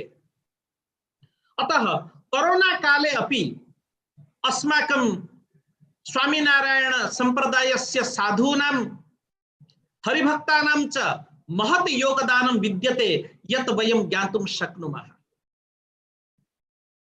भवतः प्रवचनं विज्ञान ज्ञान गर्भितम्, अपि च तेन सह भारतीय संस्कृति द्योतकम् आसीत्। अतः भवतः कृते परिसंवाद पक्षतः अहं भूयो भूयः धन्यवादान् वितरामि। आगच्छन्तु वयं सर्वे सम्प्रति मलेशिया देशं प्रति गच्छामः। मलेशिया देशस्य कुआलालंपुर नगर निवासी डॉक्टर श्री गणेशन महोदयः अस्माकं मलेशिया देशस्य प्रतिनिधिः विराजते। सः उत्तमः नर्तकः अस्ति। नृत्य क्षेत्रे सः डॉक्टरेट प्राप्तवान्। समग्र विश्वे तस्य नृत्य प्रक्रिया अपि च नृत्य प्रेम अतीव कीर्तियुक्तं विद्यते। सः राष्ट्रपति पुरस्कारमपि अधिगत्य एतादृशं सुन्दर नृत्य साधनं सः आजीवनं करोति। अतः डॉक्टर श्री गणेशन महोदयः अस्माकं मलेशिया प्रतिनिधि सम्प्रति कुआलालंपुर नगर निवासी अधुना प्रतीक्षते। अहं तस्य स्वागतं करोमि। अपि च कोरोना काले संस्कृतम् इति एतस्मिन् समये नृत्यस्य कथं महत्त्वं विद्यते इति एतस्मिन् विषये अस्माकं सर्वेषां पुरतः स्वकीयम् अभिमतं स्थापयितुम् अहं तान् प्रेरयामि, अहम् आमन्त्रयामि। Doctor Shri Ganeshan, Malaysia. प्राणम सर, प्राणम। गुरु ब्रह्मा गुरु विष्णु गुरुदेवो महेश्वर, गुरु साक्षात् परब्रह्म तस्मै श्री गुरवे नमः। First, my thanks to Dr. Gajendra Panda for having given me this opportunity,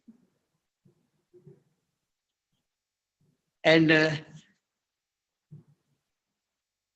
co-host Professor Dr. Hariharan, I think. Thanks to the organizing committee for having given me this opportunity. And of course, as a classical dancer, music goes together. Music goes together with dance. Without music, there's no dance. And like how Dr. Shweta has told, music is a healing process. So dance and music, when you add up, gives more effect.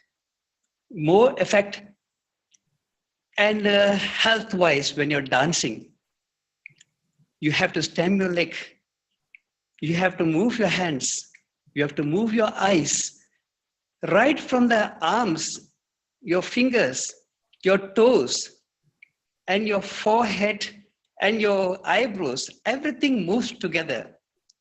So this gives exercise to the body. You are building up your immunity by dancing, but immunity is not built within 1 day or 2 days. It takes years to build. You can take some food for temporary recovery and create an immunity. But if you want the immunity in your body, you have to dance 40 years, 30 years, then the immunity stays in the body for a long time. Today, I have the privilege of dancing even at my age. I've been dancing for the last 43 years. And I think I have that immunity to other people, common people. When you have dance and music together, you need not go out for physical training. So during this COVID time, you can stay back at home and you can play the music and dance. How long you want to dance, you can dance. You don't have to meet people. In Malaysia, when we are locked down, we are not supposed to even talk to the neighbors. Only two people can go in the car. We're not allowed to go out at all. And temporarily now again, it is lockdown period for us. So it's a safety for our public. The government has doing things. And when the world of medical field gives advices for the precautions of COVID virus, and another group in the medical research field working tremendously hard to come out with a vaccine to cure the affected patients, somewhere in this part of the world have to come out with a solution. How long can we get immunity by just taking food or dancing? Somewhere in the part of the world have to come out with a solution. Indian videos and messages gives hundreds of tips and advices for the precaution and cure by recommending herbal drinks, spices, practice yoga and classical dance and music too. Music too is a healing process. When you dance music and when you practice music and dance, several Sanskrit words are coming. Most of the songs we perform are in Sanskrit. Sanskrit is the God's language. When you talk God's language, obviously we'll have the healing power by itself. Nevertheless, certain countries too come with the same ideas, which presently has worked out in treatments with home remedies. Whatsoever it is, whoever comes with the treatment are to be thankful. As the English proverb says, precaution is better than cure, is the best remedy for the moment. COVID-19 will not see which country one belongs, whether it's a cold country or a hot country.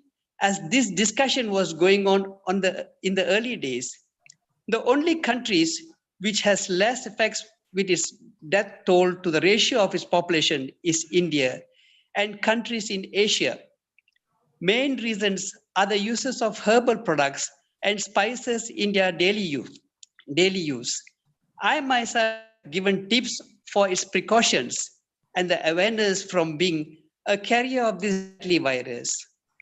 I've told several people around to take branches of neem plants, neem bunches of leaves, dry it and put in the sambrani. I think it's called dup. Do you see in the prayers in the morning and evenings? That can help a lot. Take the neem leaf, dry them and fume the whole house in the mornings and in the evenings during their prayers. At least this will weaken the virus from being to contact to our body. When the smoke together with neem leaves are fumed in the house, you can't kill the virus. You can't kill the virus, but you can weaken the virus. that will prevent at least minimum of 60% from it and to enter into our body. That is one a simple tactic and techniques I've told my friends, my neighborhood, they all follow this to tackle COVID. Apart from this simple tip, there are also other ways people believe that one can get immune to virus, mainly through their lifestyles and their practices. Anyone who does serious exercise obviously will sweat. Anyone has got their own lifestyle to exercise, example, jogging, walking, cooking, yoga, dancing, and so on. Producing sweat is another way to release tension, and by sweating, will remove toxins from the body. As a Bharatanatyam guru and performer, dancing is one way to keep healthy and fit with sweating, body exercise with nirta. The whole body, right from our eyes to toes, are involved to varieties of intricate movements. So dancing, how I would say dancing can help. Obviously, dancing will help because you will sweat out and we will pant. When we pant, our lungs expand and contracts back. So building up the respiratory system of the body, and your heart pumps faster when you exercise. Your heart pumps faster too, and these are all the immunity which has to be built earlier days, not only when you get the sickness. It's built very much before any sickness attack us. So, for example, my mother had traveled to India in the 1950s. They were quarantined because there was no ships to come back to Malaysia. So she was stranded for 1 year. So similarly, it's the same happening now. Maybe possible that it might take 2 or 3 years for us to travel back again.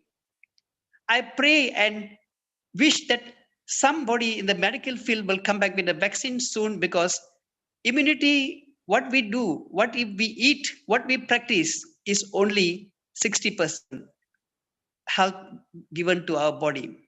I think that's all I would like to say. And our COVID new cases today is 862. We are planning, Malaysia is planning for a total lockdown in certain districts. That's all. Namaste, and thank you for giving the opportunity to speak a little bit of COVID. Thank you, sir. Thank you so much. धन्यवादः doctor Shri Ganesan महोदय।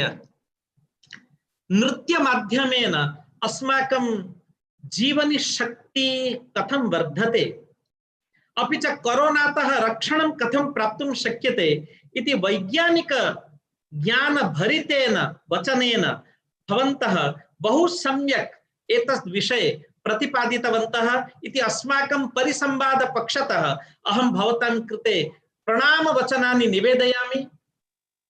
अहं सर्वेषां समक्षम् इदं कथयितुम् इच्छामि यत् यस्मिन् दिवसे गणेशन महोदयः अस्माकं परिसंवादे भागग्रहणार्थम् अङ्गीकारं दत्तवान्, तस्मिन् दिवसे एव सः डॉक्टरेट प्राप्तवान्। अतः प्रथमवारं तस्य नाम डॉक्टर श्री गणेशन इति अस्माकं आमन्त्रणपत्रे मुद्रितम् अभवत् इति डॉक्टर गणेशन महोदयः अतीव आनन्दं मोदम् आवहति। वयमपि मोदामहे। एवमेव भवताम् अपि वृद्धिर्भवतु। नृत्य माध्यमेन भवन्तः अखिल विश्वे प्रथित यशसः भवन्तु इति वयं कामयामहे। सम्प्रति वयं वाराणसीं प्रति गच्छामः। वाराणसी पुरपतिं भज विश्वनाथं। तत्र डॉक्टर हरिप्रसाद अधिकारी महोदयः विराजमानः अस्ति।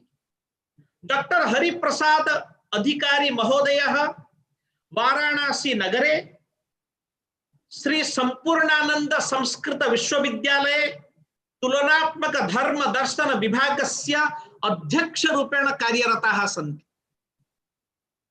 विविधेषु शास्त्रेषु कृतभूरि परिश्रमः, विशिष्य वेदांत शास्त्रे न्याय शास्त्रे च तेषाम् अप्रतिमा गतिः विद्यते। यद्यपि ते विश्वविद्यालये प्राध्यापकाः सन्ति, परन्तु स्वगृहे अपि ते छात्रान् पाठयन्ति। तेषां स्वयं स्वस्य निलयमपि एकः विश्वविद्यालयः अस्ति। अतः संस्कृतं पठन्ति, संस्कृतं वदन्ति, संस्कृतमय जीवनं जीवन्ति एतादृशः ऋषिकल्पः श्रीमन्तः हरिप्रसाद अधिकारी महोदयाः अस्माकं परिसंवादस्य प्रतिनिधिरूपेण प्राप्ताः सन्ति इति अस्माकं परिसंवादस्य सौभाग्यम्। अहम् अनुरुन्धे डॉक्टर हरिप्रसाद अधिकारी महोदयाः कोरोना काले संस्कृतम् इति विषयम् अभिलक्ष्य अस्मभ्यम् आशीर्वचनं प्रददतु, मार्गदर्शनं कुर्वन्तु, अपि च स्वकीयम् अभिमतं प्रकाश्य सर्वेषां मोदं कारयन्तु इति अहं प्रार्थये। डॉक्टर हरिप्रसाद अधिकारी महोदयः, वाराणसी, भारतम्। नमो नमः। गंगा तरंगरमणीय जटा कलापम गौरी निरंतर तवाम भागम नारायण प्रिय मनंगमदापहारम वाराणसी पुरपतिम भज विश्वनाथम। नमो नमः सर्वेभ्यः। एलडी कॉलेज गुजरात विश्वविद्यालय पक्षतः आदरणीयानां मित्रवर्याणां गजेंद्र पंडा महोदयानां संयोजने समायोजिते अंतरराष्ट्रीय कोरोना संस्कृतं चेति अंतर्जालीय सम्मेलने भागग्रहणावसरम् उपलभ्य नितरां प्रसीदामि। प्रथम सत्रात् आरभ्य इदानीं यावत् ये विचाराः प्रकटिताः तेभ्यः सर्वेभ्यः विद्वद्धुर्येभ्यः सादरं प्रणामाञ्जलिं वितरामि।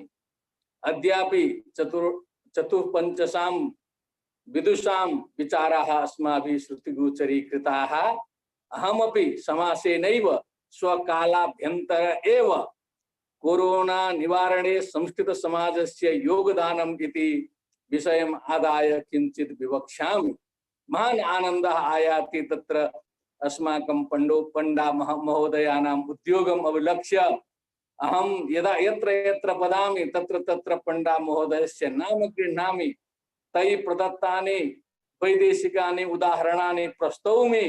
बहुधा प्रस्तुतानि विशाल विशाल सभासु प्रस्तुतानि मया तेषां वैदेशिक उदाहरणानि अनुभवाश्च मया प्रस्तुताः सन्ति। ते अस्माकं प्रेरकाः। तर्हि तान् प्रणम्य तन्माध्यमेन सर्वान् प्रणम्य अहम् अविलम्बमेव विषयम् आरभे।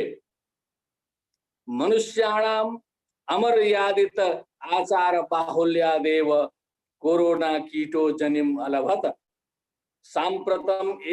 सांप्रतिको मानवः आत्मानं कर्तुम् अकर्तुम् अन्यथा कर्तुम् समर्थं मन्यमानः प्रकृति विनाश कर्मणि संलग्नो दृश्यते।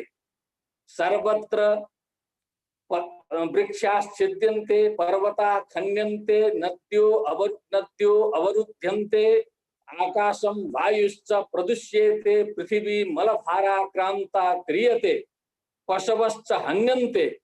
उद्देश्यहीन विकास कर्म संलग्नो मानवो नूनं क्षयं यास्यति इति कथने विप्रतिपत्तिर्न दृश्यते।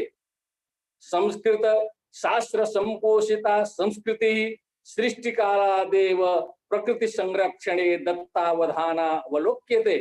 माता भूमि पुत्रोऽहं पृथिव्याः विश्वं भवत्येकनीडं वसुधैव कुटुम्बकं कृण्वन्तो विश्वमार्यम् ईशावास्यमिदं सर्वं देहना नास्ति किंचन। देव शांति, पृथ्वी शांति, आपः शांति, अहिंसा परमो धर्म, सर्वं ब्रह्ममयं जगत् इति संदेशवाहिका संस्कृत शास्त्र परंपरैव कोरोनादि रोग निवारणं विश्व शांतिं विश्व मैत्रीं च संपादयितुं समर्था। यतो हि संस्कृत शास्त्र निर्दिष्टम आचरणम सर्वभावेन सुरक्षितम रोगरोधकम प्रकृति संरक्षकम चास्ति। ब्रह्म मुहूर्ते जागरणम स्नानम पूजनम ध्यानम प्राणादिकम वृद्ध सम्माननम श्रेष्ठाभिवादनम शुद्ध भोजन ग्रहणम प्रकृति संरक्षणम वृक्ष पूजन समुद्र बंदनम नदी बंदनम पशु पूजनम पक्षी पूजनम नाग पूजनम एते सर्वे नियमाः संस्कृत शास्त्रे हि निर्दिश्यन्ते। यदि विश्वमानवः संस्कृत शास्त्रोक्ताचरण नियमानां निष्ठया पालनम् अकरिष्यत् तदा नूनं व्याधिग्रस्तो न भविष्यत्।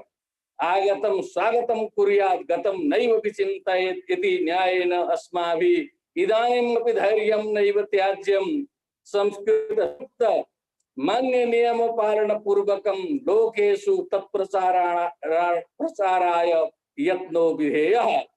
कोरोना कारणात् अस्माकं बहवः लाभाः अपि संजाताः। यथा पंडा महोदयेनापि उक्तं, प्रप्रथमं मनुष्येण स्वसामर्थ्यबोधः कृतः।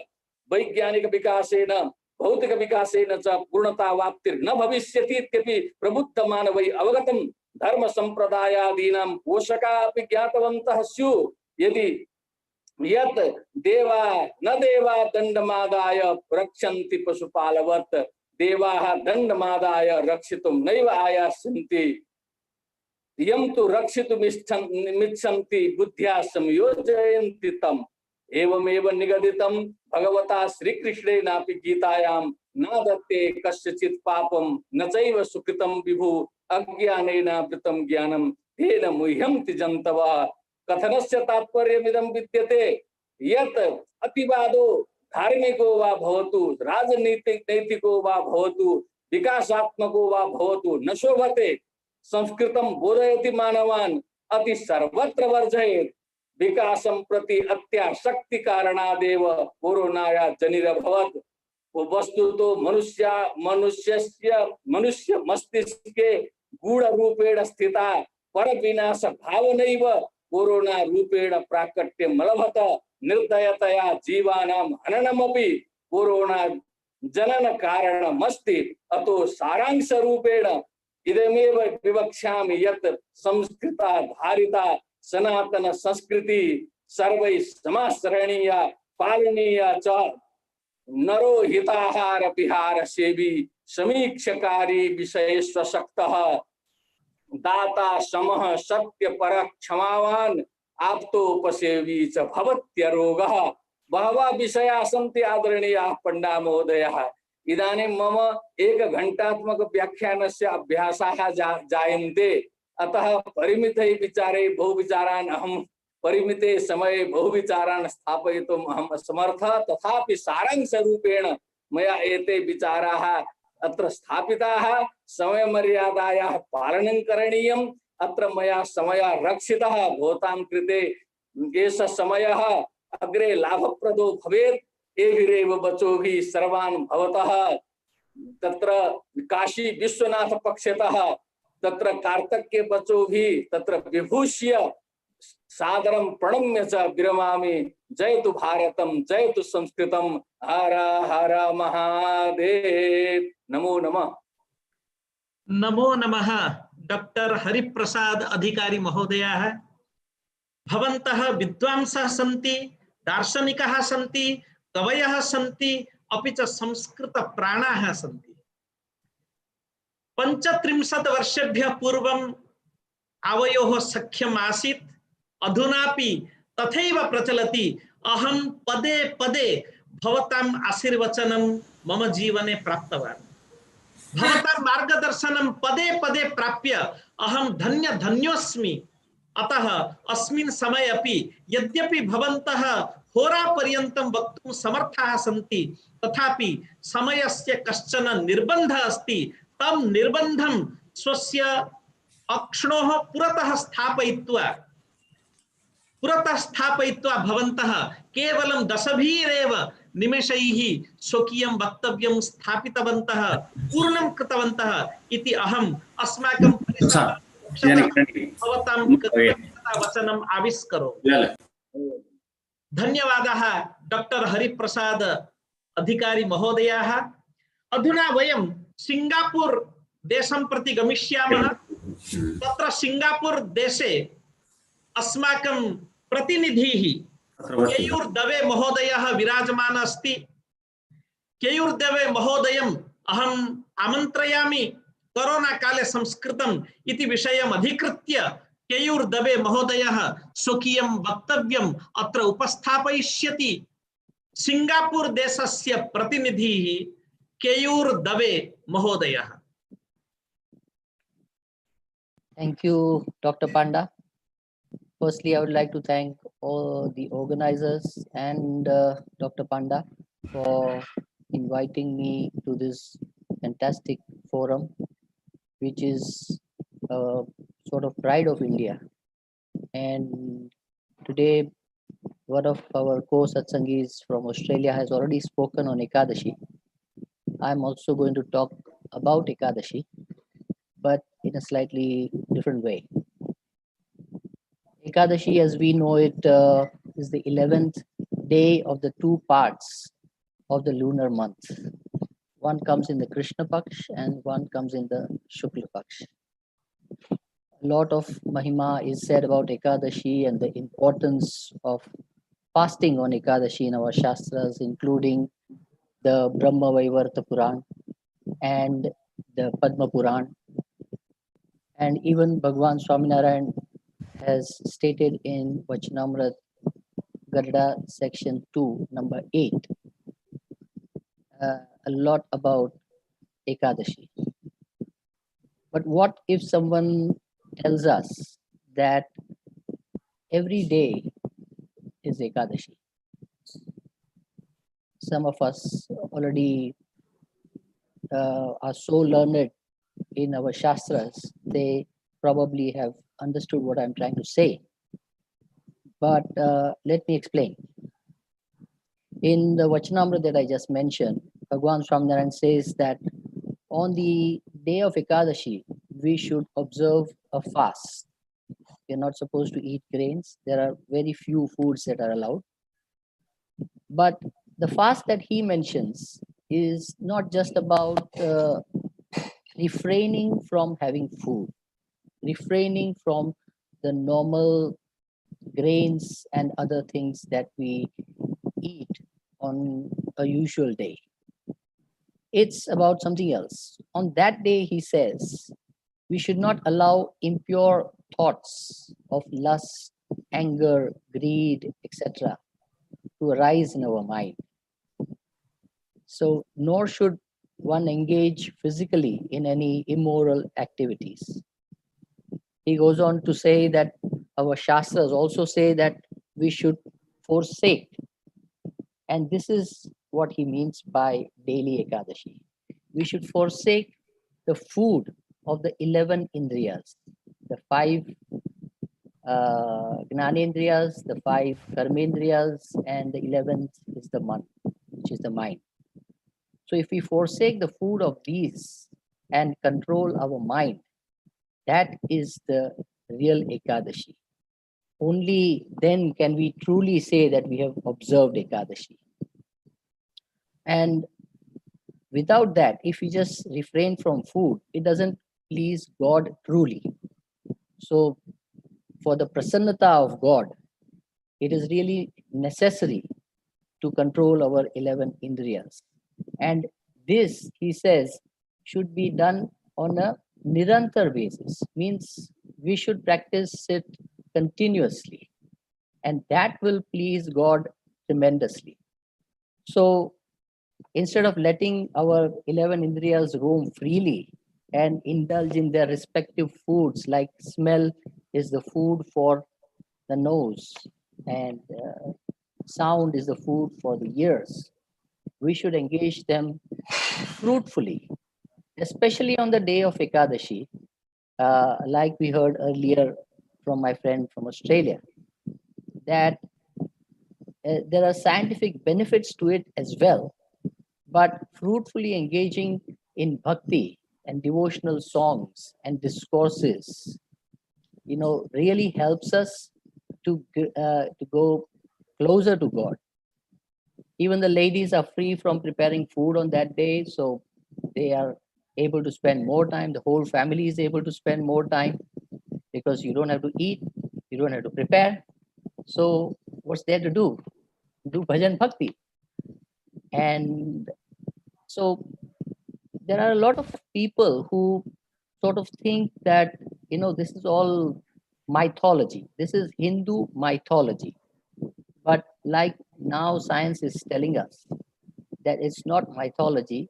There is a lot of deep thought that our rishis have put in behind each and every action and each and every karma and sanskar that we have been as Hindus living for centuries and in fact millennials. So we should really be proud of our heritage, that Ekadashi is one of them, and it teaches us so many things. And thus, when it makes us mentally strong, when you control your indriyas, you become mentally very strong. And according to research, the World Health Organization says that 85% of the diseases that the body gets is due to our mind. This tells us that if we can control our senses through our mind, and through that our mind, we are much less likely to get any diseases. Our immune system would be much stronger, and we would be much more able to withstand any and all diseases. So with that one stone of Ekadashi, you are actually hitting two birds.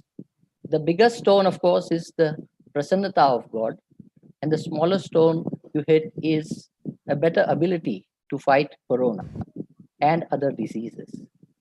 So I pray to Bhagwan Swaminarayan and Guru Hari Mahant Swami Maharaj that more and more of us practice Nirantar Ekadashi for a better Laukik and Parlaukik life. Thank you all for your attention. I once again thank Dr. Panda and the organizers for this webinar and for giving me this opportunity. Thank you very much. Jai Swaminarayan. जय स्वामीनारायण. केयूर दवे महोदय धन्यवादाः. स्वामीनारायण सिद्धांत अनुसारम् अपि च विज्ञान मत अनुसारम् उपवासस्य किं महत्त्वम्, अपि च उपवासकरणेन कथं जीवनी शक्तिः वर्धते, रोग प्रतिरोधक शक्तेः विकासः भवति, कोरोनातः मुक्तिर्भवति, अपि च अस्माकं परिवारस्य जनानां च कोरोनातः रक्षणं कथं भवति इति एतान् सर्वान् विषयान् भवान् केवलं 10 निमेषाभ्यन्तरे अत्र सम्यक् स्वकीय वचनैः प्रतिपादितवान् इति परिसंवाद पक्षतः अहं भवतः कृते धन्यवादान् निवेदयामि. केयूर दवे महोदय, भवान् अस्माकं सिंगापुर इति देशस्य प्रतिनिधि अस्ति. सिंगापुरे यथा अधुना कोरोनायाः प्रकोपः अधिकः नास्ति, परन्तु तत्रत्यः जनाः नियमान् पालयन्ति, तथैव भवान् अत्र विचारान् उक्तवान्. अहं धन्यवादान् निवेदयामि. नमस्ते. जय स्वामीनारायण. केयूर दवे महोदय. सम्प्रति वयं भारते मैसूर नगरं प्रति गमिष्यामः. मैसूर नगरे अस्माकं प्रतिनिधिः प्रोफेसर टी.एन. प्रभाकर महोदयः विराजमानः अस्ति. टी.एन. प्रभाकर महोदयः कविः अस्ति, विद्वान् अस्ति, दार्शनिक अस्ति. न्यायशास्त्रे वेदान्तशास्त्रे च तस्य अनितर साधारण पाण्डित्यं वर्तते. दीर्घकालतः संपूर्ण कर्नाटक प्रान्ते सः सरल संस्कृत संभाषण वर्ग संचालन द्वारा सर्वत्र संस्कृत प्रचार कार्यं कृतवान्. यद्यपि सः शास्त्रेषु निपुणः, तथापि सः अतीव सरलं संस्कृतं वदति, जनान् च बोधयति. अहमपि प्रोफेसर टी.एन. प्रभाकर महोदयतः पदे पदे मार्गदर्शनं प्राप्तवान्, अपि च आशीर्वचनमपि प्राप्तवान्। अहम् आत्मानं धन्यं मन्ये। आवयोर्मध्ये सख्यं विद्यते, आनन्दः जायते। अद्य अस्माकं परिसंवादे अस्मासु अतीव स्नेहं निधाय स्थितेषु अपि अनेकेषु कार्येषु प्रोफेसर टी.एन. प्रभाकर महोदयाः अस्माभिः सह सम्मिलिताः सन्ति इति कारणेन प्रथमम् अहं तेषां चरणयुगलयोः प्रणामान् निवेदयामि। अपि च तान् अहम् आमन्त्रयामि यत् कोरोना काले संस्कृतम् इति विषयम् अभिलक्ष्य स्वकीय मृदु मधुर वचोभिः अस्मान् अनुगृह्णन्तु, मार्गदर्शनं च प्रयच्छन्तु प्रोफेसर टी.एन. प्रभाकर महोदयाः। ओम रजसामान्ययोगुंषि साहिश्रीरमृता सताम् सदाशिवसमारम्भां शङ्कराचार्यमध्यमाम् अस्मदाचार्यपर्यन्तां वन्दे गुरुपरम्पराम्। श्रीगणेश शारदा गुरुभ्यो नमः। अयि भोः सहृदयाः दयासागराः जिज्ञासवः, प्राभाकरीयं प्रणामसन्ततिः युष्माकं चरणकमलेषु। परमसन्तोषस्य विषयोऽयं यत् करोना रोग पीडित काले अस्मिन् संस्कृतसाहित्ये एतादृश रोगाणां निवारणे नियन्त्रणे च कीदृशाः विचाराः प्रतिपादिता इति ज्ञातुं, स्मर्तुं, विज्ञापयितुं, स्मारयितुं महान् अवसरः प्राप्तः इति। तदर्थं व्यवस्थापकेभ्यः मामकाः प्रणतयः। विशिष्य मम मित्रवर्याय गजेन्द्र प्रबुद्धाय कुमारा इति बहु उत्तम योग्य आह्वानमस्ति तत्र कुमारा इति, परन्तु सः अत्यन्तं प्रबुद्धः अस्ति, तस्मा अपि मदीयाः प्रणामाः। भगवद्गीतायाः 6 अध्याये 7 श्लोकः एवमस्ति यत् युक्ताहार विहारस्य युक्तचेष्टस्य कर्मसु युक्तस्वप्नावबोधस्य योगो भवति दुःखः। योगो नाम सः सर्वेषां दुःखानि नाशयति, घ्नन्ति इति कारणेन योगो भवति दुःखः इति श्रीकृष्णस्य वचनमस्ति।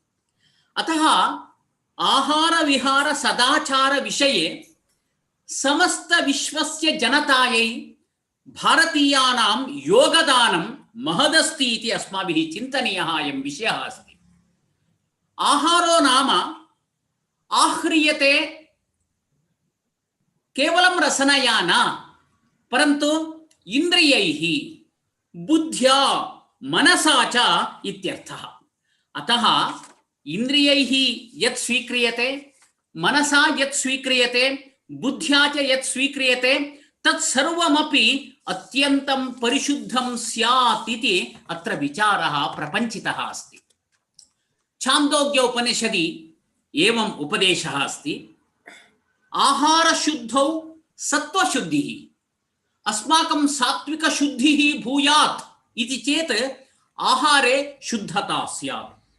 यदि आहारः शुद्धः भवति चेत् सत्त्वशुद्धौ ध्रुवा स्मृतिः, अस्माकं स्मृतिः स्मरणं ध्रुवं भवति। स्मृतिलम्भे सर्वग्रन्थीनां विप्रमोक्षः। जीवने जन्मदारभ्य ये ग्रन्थयः सन्ति सर्वेपि ग्रन्थयः तत्र ग्रन्थीनां विप्रमोक्षः भवति। तस्मै मृदित कषायाय तमसः पारं दर्शयति भगवान् सनत्कुमारः। भगवान् सनत्कुमारः तादृश परिशुद्धाय मानवाय तमसः अंधकारस्य अंतिमं पारम् इत्युक्ते अन्तिमं तीरं नयति। अतः अस्माकम् आहारशुद्धिः अत्यन्तं परमश्रेष्ठा इति अस्माभिः विचारस्मरणीयः अस्ति। अतएव अनुभविनां विचारोऽयं विद्यते यत् आहारो नाम केवलम् उदरपोषणार्थं न, चतुष्पादप्राणिनां केवलम् उदरपोषणार्थं भवति तावदेव, परन्तु मानवस्य सर्वपुरुषार्थसिद्धिप्रदः आहारः। कर्नाटकस्य सन् कनकदासः तेन सता उक्तं ಎಲ್ಲರೂ ಮಾಡುವುದು ಹೊಟ್ಟೆಗಾಗಿ ಸರ್ವೈರಪಿ ಉದರಂ ಭರೆಯೇ ಕಾರ್ಯಂ ಕ್ರಿಯತೆ ಇತಿ। सोयं पूर्वपक्षः तेन महाशयेन उक्तः तथा च सिद्धान्तरूपेण उक्तं ಎಲ್ಲರೂ ಕೂಡ ಮಾಡಬೇಕಾದ್ದು आत्मसिद्धिಗಾಗಿ। जीवनस्य चरमलक्ष्यं नाम आत्मसिद्धिः इति, तदर्थम् आहारः परिशुद्धः स्यात् इति अस्माभिः विचारितः अस्ति पूर्वजैः। आहारः सद्यनिर्मितः स्यात्, उष्णः आहारः सेवनीयः, परन्तु अत्युष्णः न भवेत्, अथवा पर्युषित आहारः न स्यात्। कोरुक् कः अरुक् भवति रोगरहितः इति एके प्रश्ने कृते सति तत्र त्रीणि उत्तराणि एकः पक्षी ददाति, वक्ति। किमित्युक्ते हितभुक्, मितभुक्, ऋतुभुक्। हितं यथा भवति तथा भोक्तव्यम्। अतः किमुच्यते इत्युक्ते आहार सिद्धकरण कार्यं यद्भवति तत्रापि ते जनाः भगवदर्पणार्थम् अयम् आहारः क्रियते इति करणीयम्। तथा च कृतः आहारः भगवते निवेदनीयः, तथा स च आहारः प्रसादः भवति, सः यथा हितः भवति तथा भोक्तव्यम्। तथा च मितभुक्, यथा उदरे अर्धप्रमाणम् आहारः स्यात्, पादप्रमाणः जलार्थं, पादप्रमाणः वायोः इति तथा व्यवस्था अस्ति, मितभुक् स्यात्। तथा च ऋतुभुक् स्यात्। ऋतुभुक् नाम ऋतुषु ये ये आहाराः शाकाः लभ्यन्ते तात आहाराः एव अस्माभिः सेवनीयाः। इदानीम् अस्मिन् काले सर्व ऋतुषु अपि केचन मिलन्ति शाकाः इति आनयन्ति, परन्तु ते सर्वे अनारोगाय भवन्ति, निरोगार्थं न भवन्ति इति कारणेन ऋतुभुक् इति स्यात्। एवञ्च ऋतभुक् इत्यपि उच्यते। ऋतभुक् नाम यज्ञस्य कृते यत् समर्पितमस्ति तादृश भोजनं करणीयम् इत्यपि आहारस्य विषये अस्माभिः चिन्तितः अस्ति।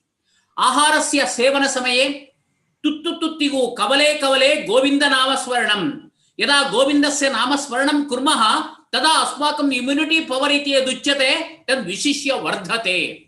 तथा च सोशियल् डिस्टेन्सिङ्ग् इति वयं वदामः किल, सामाजिक अंतरः, तद्विषये आहार सेवने समयेपि एकस्य स्पर्शः अन्यस्य कृते मा भूत् इति नियमाः सन्ति। इदानीं टेबल मील्स् इति प्राप्तं किल, टेबल मील्स् मध्ये कुत्रापि एवं सामाजिक अंतरमेव नास्ति, तथा रीत्या भुज्यते। अनेन महान् क्लेशः अस्ति इति अस्माभिः चिन्तनीयम्। तथा च भाषणसमये मितभाषी स्यात्, हितभाषी स्यात्, यथा गजेन्द्रेण उक्तं मृदुभाषी स्यात्, तादृशमेव चिन्तनीयम्। तथा च उत्थानसमये ब्राह्मे मुहूर्ते चोत्थाय, ब्राह्मे मुहूर्ते उत्थातव्यम्। उत्थाय श्रीकृष्णः दध्यौ प्रसन्नकरणः, प्रसन्न इन्द्रियः सन् सः दध्यौ ध्यातवान्, आत्मानं ध्यातवान् इत्यर्थः भवति। ईदृश आहार विषये उत्थान विषये अस्माकम् उत्तमाः अभ्यासाः यदि भवन्ति तदा सर्वत्र शान्तिः भवति। अतः उच्यते पृथिवी शान्तिरन्तरिक्षं शान्तिर्द्यौ शान्तिः, अवान्तर दिशा शान्तिरग्निः शान्तिर्वायुः शान्तिः, आदित्यः शान्तिश्चन्द्रमाः शान्तिर्नक्षत्राणि शान्तिः, सर्वाण्यपि शान्तिमयानि भवन्तु इत्युक्ते अस्माकम् आहारः अस्ति सः मुख्यः विषयः। एवञ्च विशेष दिनेषु पंचगव्यानि सेव्यन्ते। तदुच्यते यत्त्वगस्थि स्थितं पापं त्वक् तथा च अस्थिषु यत् पापं तिष्ठति देहे तिष्ठति मामके, प्राशनात् पंचगव्यस्य दहति अग्निरिव इंधनं, तथा रीत्या भवति। तथा च जाता शौच मृता शौच एतादृश नियमाः सन्ति। भगवतः अभिषेकात् प्राप्त तीर्थ सेवने अस्माभिः उच्यते काशी गंगा समानं तीर्थं यथा वा गंगा सर्व पाप विनाशिनी सर्व रोग निवारिणी अस्ति, मूले गंगायां तथा तादृशी अस्ति। तथैव तीर्थ सेवन समये तुलसी सेव्यते, बिल्वपत्रं सेव्यते, दूर्वा सेव्यते। एवञ्च एकादशी विषये उक्तं, द्वादशी दिने अथसी पर्णस्य सेवनम् अस्ति। अथसी पर्णस्य सेवनेन अस्माकं बहु रोगाः नश्यन्ति।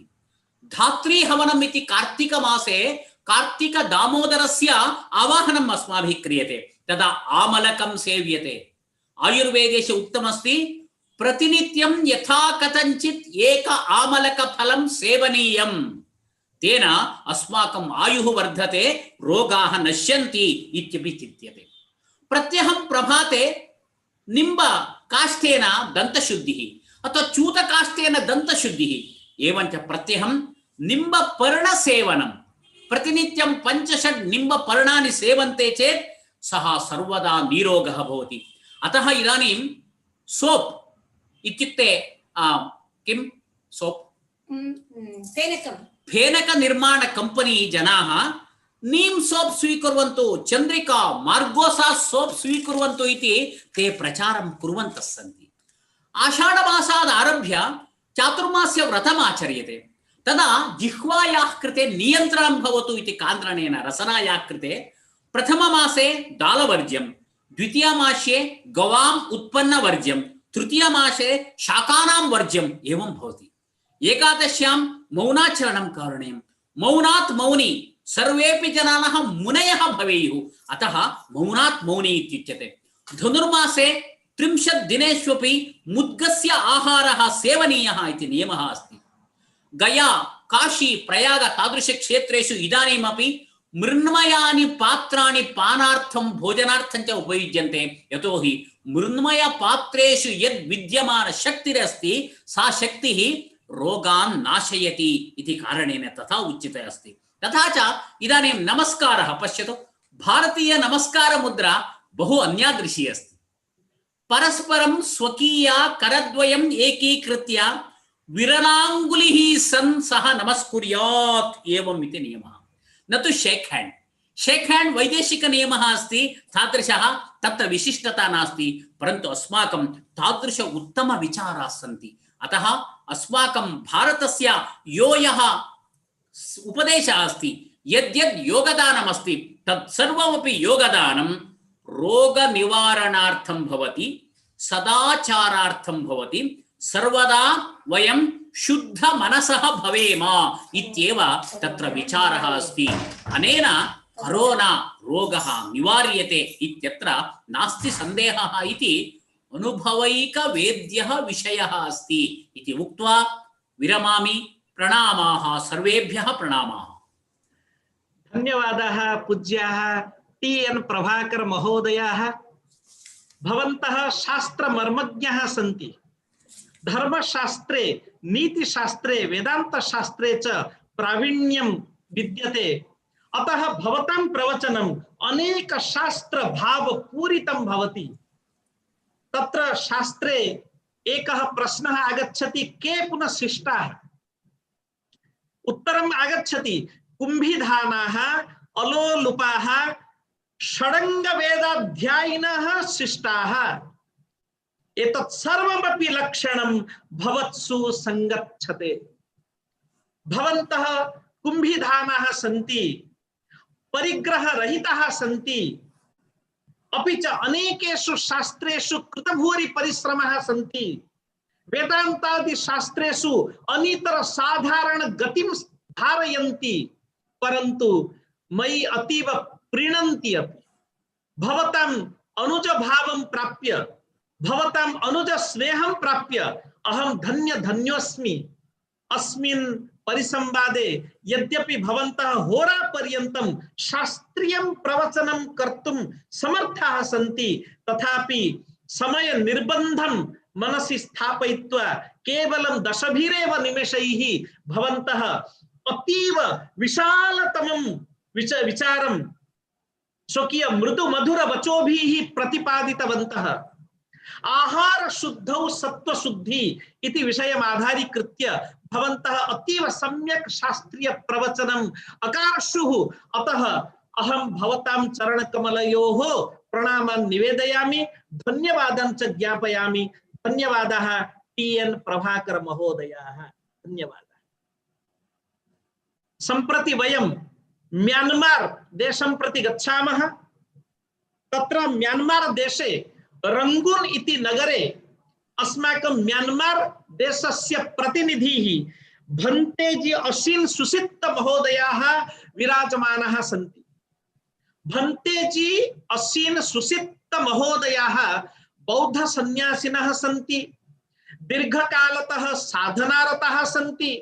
अपि च म्यान्मार देशे कोरोना प्रवृत्तिः यावत् कालतः प्रसृता अस्ति तावत् कालतः एते सेवमानाः सन्ति।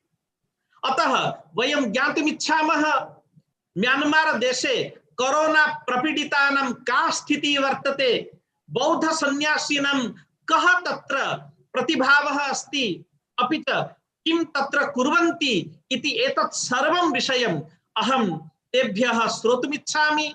वयं सर्वे आनन्दम् अनुभवामः यत् एतस्मिन् परिसंवादे हिंदू साधवः सन्ति, मुस्लिम जनाः सन्ति, क्रिश्चियन जनाः सन्ति, बौद्धाः, जैनाः, जरथुष्ट्राः, आर्य समाजीयाः, इस्लाम मतावलम्बिनः बहवः जनाः, विविध मतावलम्बिनः जनाः अस्मान् प्रेरयितुम् अत्र समागताः सन्ति। अतः भन्तेजी असीन सुसित महोदयान् अहम् आमन्त्रयामि, कृपया अत्र भवन्तः अस्मान् कोरोना काले संस्कृतम् इति विषयम् अधिकृत्य अनुगृह्णन्तु, अपि च स्वकीयं वक्तव्यं स्थापयन्तु। भन्तेजी असीन सुसिक्त महोदयाः, Rangoon, Myanmar. Good evening to everyone. Hello everyone, it is good to see all participants here on this International Sanskrit webinar. First of all, I would like to thank Professor Gajendra Kumar Pandey, Professor Harita Hota, Vice Chancellor Sri Gajendra Sanskrit University, Puri Oseza, and the Department of Sanskrit at the Arts College, NER, for organizing for this International Sanskrit webinar and accepting me to participate in this great webinar. Especially, I would like to thank to Professors Vidikanala Pinyaloka for introducing me to this great International Sanskrit webinar. I also thank all 21 Vice Chancellors, 126 participants from 7 different continents and 85 countries. It is a really great honor to me to participate in this webinar. It is a rare and great chance for me to share the situation of Buddhist monks, nuns, their response to the COVID-19 pandemic in Myanmar. In his address to Bajya Wesa Global Celebration on Buddhist Purnima in honor of the victims of the pandemic and frontline COVID-19 workers, Indian Prime Minister, His Excellency Narendra Modi says, the teachings of the Buddha have become more relevant than ever before as the world is facing the COVID-19 crisis. Here in my presentation, there are 2 parts. First one is about the 3 types of livings which are found in Buddhist literatures, and second part is how Buddhist monks, novices, and nuns respond to COVID-19 pandemic in Myanmar. There are 3 types of epoch or kappa found in Buddhist literature. Those are Satsandra kappa, and Rogandra kappa, and Dobekandra kappa. Among Satsandra kappa happened because of severe anger or dosas. It is the Ebola killing. The Ebola killing is when people in great anger to kill the mother with the barrier weapons. It is called Satsandra kappa. Rogandra kappa, it happened because of ignorance or moha. It is the evil of disease. The evil of disease arises when people in great ignorance and people do what should not do and eat what should not eat, what should not be eaten. behave in reasonable manners, and thus contrary disease and died. The epoch of such affection is the epoch of disease. It is called the Rogandra Kapat. The third one is the Dobaidana Kapat. It happened because of the greed or love. The evil of famine, Dobaidana Kapat, happened because of this. The evil of famine happens when people are too greedy, and as the results, they suffer famine and they are destroyed by famine. In the human world, if there are no more these three great evils, those are Adamaraga, Vidmaloba, Maisadama. About the lifespan of 500, the Devas and Brahmins, respect people, they take care of the human world, they control the demons, so the demons would not be harmed. The demon would not harm the world. There are no epidemic in the human world about the lifespan of 500. Therefore, if we don't want epidemics or pandemic in the human world, we must pay attention to these three great evils. We must try to control them as much as possible. About the three types of living, there are various types of living in different discourses, but here I would like to mention 3 out of 4 livings. Out of 4 living, those are the Itipatana, Tebar, and Brahma, and Ariya Vihara. And then the Itipatana Vihara is the 4 types of action of the body: lying, sitting, standing, and walking. And it represents our daily action of the body. Here I would like to represent other 3 only, not Itipatana Vihara. The second one is the Deva Vihara. It means living by contemporary on any objects to get concentration. There are 40 types of meditation object to get concentration. It is if someone is living, contemplating on the concentration object or meditation object, it is called Deva Vihara. Another one is the Brahma Vihara. It means living by radiating or contemplating loving kindness, metta bhavana on all beings in the universe. Therefore, the third one is Riya Vihara. It means living by wisdom or Megad and Phala in the literature. But here, I would like to present as the knowledge and wisdom to think or to check whether anything or any food is suitable or not, and so on. These 3 types of living are applicable during COVID-19 pandemic because the Deva Vihara and Brahma Vihara are concentrating and radiating the loving kindness over all beings who are suffering the pandemic COVID-19. Therefore, if it is possible, anyone should try to contemplate the loving kindness on everyone in this pandemic. In another way, anyone should try to get concentration so that they can control and keep calm themselves in this situation. And about the Riya Vihara, anyone should live by wisdom all the time in such a pandemic. They should think whether the food is suitable to them or not, they should go out or not, and so on. They must use their wisdom and knowledge all the time in such COVID-19 pandemic. Otherwise, there will be the bad results to them. These are the 3 types of livings found in Buddhist literature. I go present to this level with my little knowledge. This is the first part of my presentation. The second part is the monks' role in Myanmar about COVID-19 pandemic. The most famous Siddhi donated and arranged the relief flight for the Myanmar monks, some living in India and Sanskrit, India and Sri Lanka. Altogether, there were 3 times and 4 flights arranged donated by hand. When they arrived in Myanmar, the Siddhi arranged his table at the quarantine centers and provide them all necessary then for free. There's no any charge. However, he also donated the rice and wines to the monks and names in Yangon and Mandal.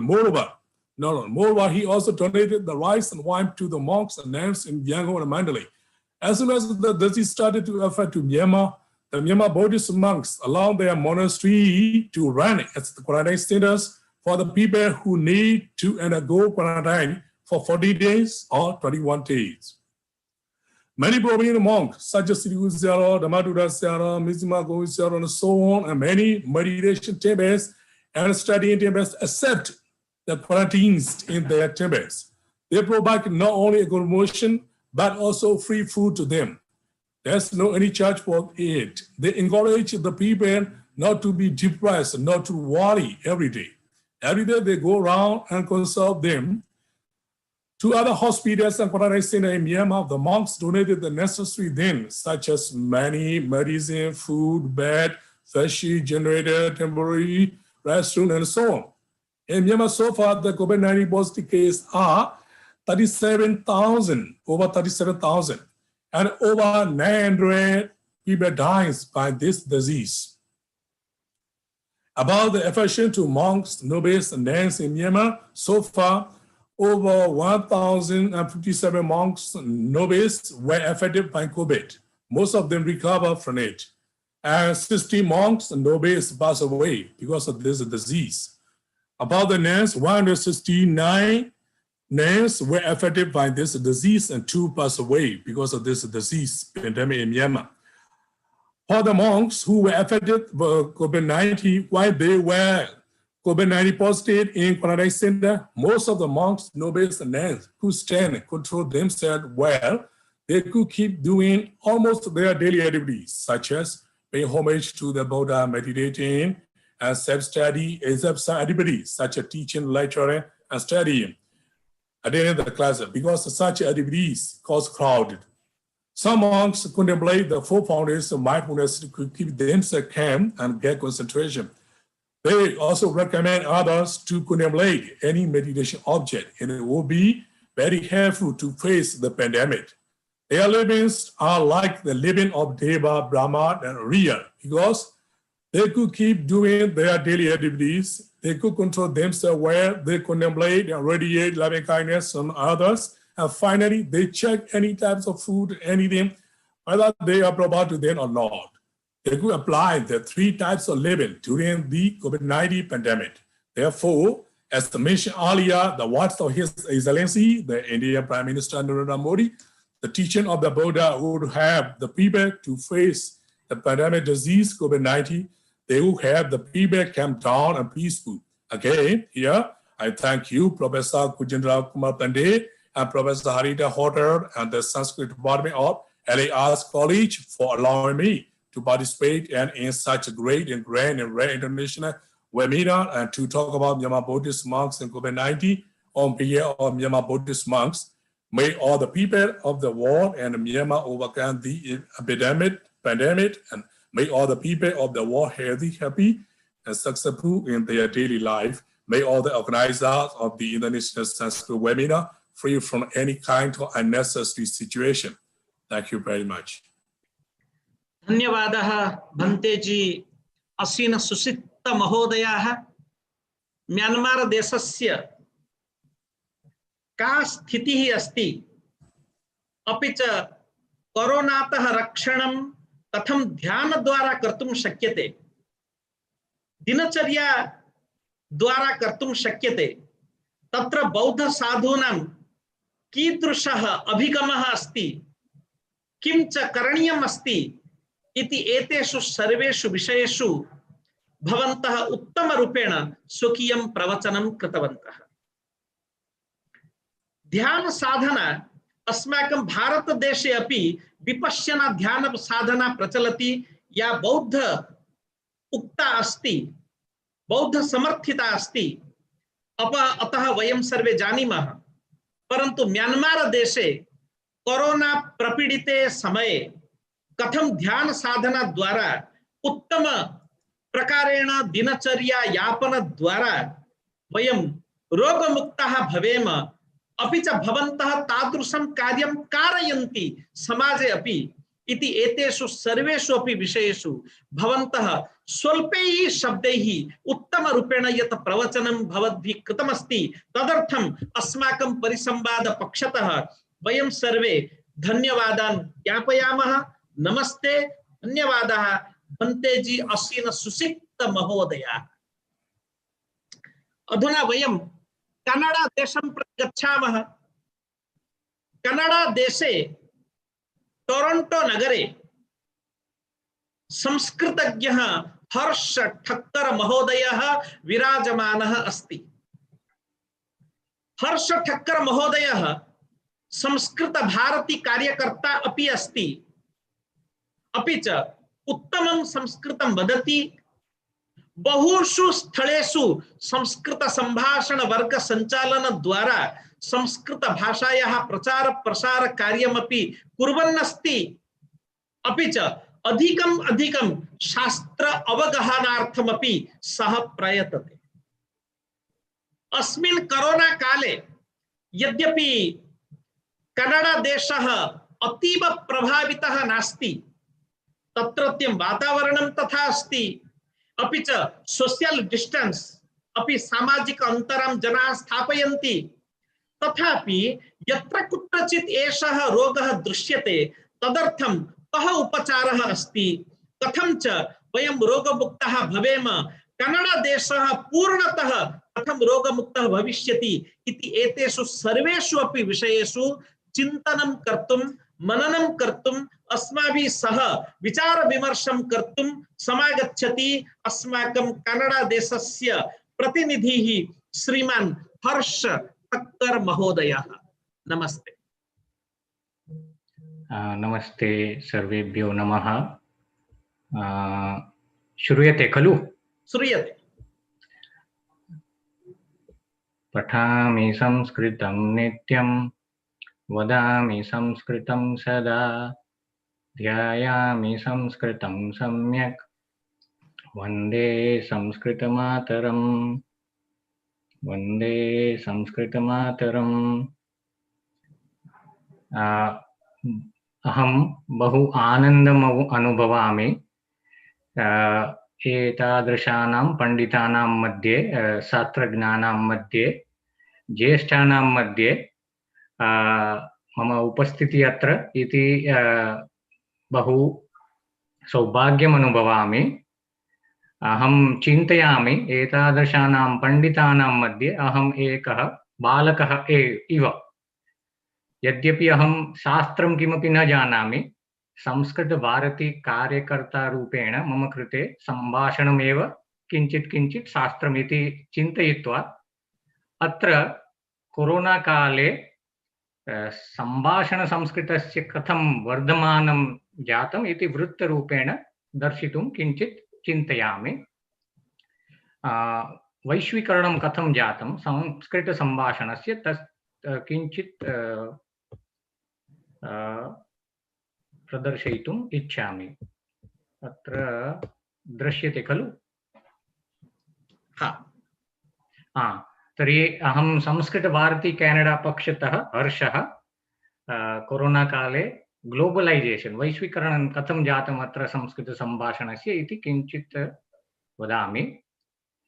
तत्रापि यथा पूर्वमेव उक्तं कुत्रचित् निश्चयेन व्याधिरूपेण बहु पीडिताः सन्ति, तथापि संस्कृतकार्यार्थं कोरोना समये एकरीत्या वरदानरूपेण आगतं। बहवः जनाः गृहबद्धाः, अतः समयः अपि अस्ति, अतः संस्कृतसम्भाषणं संस्कृतम् इच्छन्ति। अतः किं किं जातम् अत्र इति प्रदर्शयामि। तत्र विषयद्वयस्य विशेषनिरूपणं करोमि। एकं तु संस्कृतविश्वस्य प्रथमम् अनुप्राणितचलच्चित्रं पुण्यकोटि यत् आगतं तस्य वैश्विकप्रसारणं कथं जातम् इति। द्वितीयविषयः अस्ति प्रतिदिनं संस्कृतं वैश्विकी कथामाला, तस्य विषये किञ्चित् वदामि। पुण्यकोटि चलच्चित्रं तु भारते स्थित रविमहोदयेन पूर्वं सञ्जातं निर्माणं, परन्तु तस्य प्रदर्शनार्थम् अत्र चिन्तनम् आसीत्। तदा एव कोरोना कारणेन सर्वत्र लॉकडाउन परिस्थिति आगता। तत्र वरदानरूपेण वयं किं चिन्तितवन्तः, बालकाः, छात्राः, अभिभावकाः सर्वे गृहबद्धाः, कुत्रापि बहिर्गन्तुं न शक्नुवन्ति। तदा तस्य ऑनलाइन वैश्विक प्रीमियर आयोजितवन्तः। तत्र संस्कृतभारती केनडा अनन्तरं संस्कृतभारती अमेरिकादेशतः अपि च भारते चित्रनिर्माण जनः तेषां वैश्विक संयोजनं जातं। 25 मार्च दिनाङ्के युगादिदिने प्रायः 500 जनाः गृहे भूत्वा सम्यक् रीत्या संस्कृतविश्वस्य प्रथम अनुप्राणितचलच्चित्रस्य आस्वादनं कृतवन्तः। तद् बहु सम्यक् एकरीत्या वैश्वीकरणं ग्लोबलैजेशन् तस्य उदाहरणं संस्कृतकार्यार्थं कथं तस्य लाभः इति। द्वितीयविषयः अस्ति प्रतिदिनं संस्कृतम् इति वैश्विकी कथामाला। गतवर्षे एकस्य वर्गस्य केनडा देशे ऑनलाइन आरम्भः तु जातः।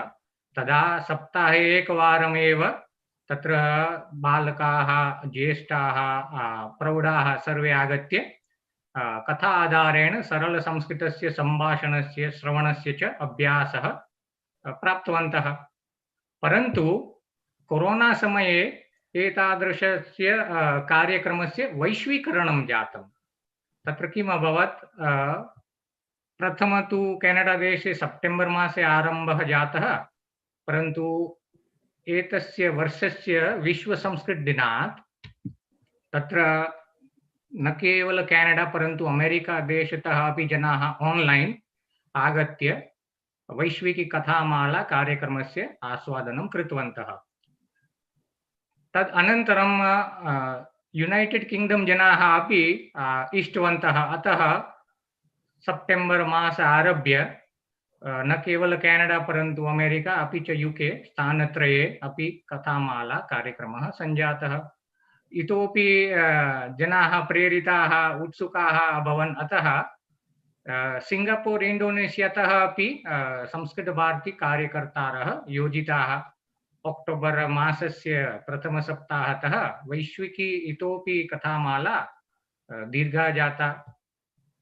एतद् अस्ति कोरोना काले संस्कृतस्य संभाषणस्य वैश्वीकरणं। तत्र ऑनलाइन एव प्रचलति इदानीं कथामाला। प्रतिदिनं चतुष्वारं भवति। प्रतिदिनं चतुष्वारम्, अतः एकस्य सप्ताहस्य आहत्य 28 सत्राणि भवन्ति। तत्र केनडा, यूएसए, यूके, सिंगापुर, इंडोनेशियातः कार्यकर्तारः स्वस्थानस्य संस्कृतवर्धनार्थम् एतत् चालयन्ति। ये प्रशिक्षणं प्राप्तवन्तः ते एव अस्मिन् अभियाने नेतृत्वं स्वीकृत्य संयोजन कार्यं प्रतिदिनं निर्वहन्ति। संस्कृतभारती कार्यकर्तॄणाम् एकः वैश्विकगणः अस्ति इदानीं। तत्र कथाश्रवणसत्रं प्रादेशिक समयानुसारं सायंकाले भवति। प्रतिदिनम् अत्र ध्येयमन्त्रः, पञ्चाङ्गं, गीतं, सुभाषितं, संस्कृत सरलकथा इत्यादि भवन्ति। तत्र सहस्राधिक जनाः एक सप्ताहे कुत्रापि भूत्वा साक्षात् संस्कृत संभाषणस्य श्रवणस्य अभ्यासं स्वीकर्तुं शक्नुवन्ति।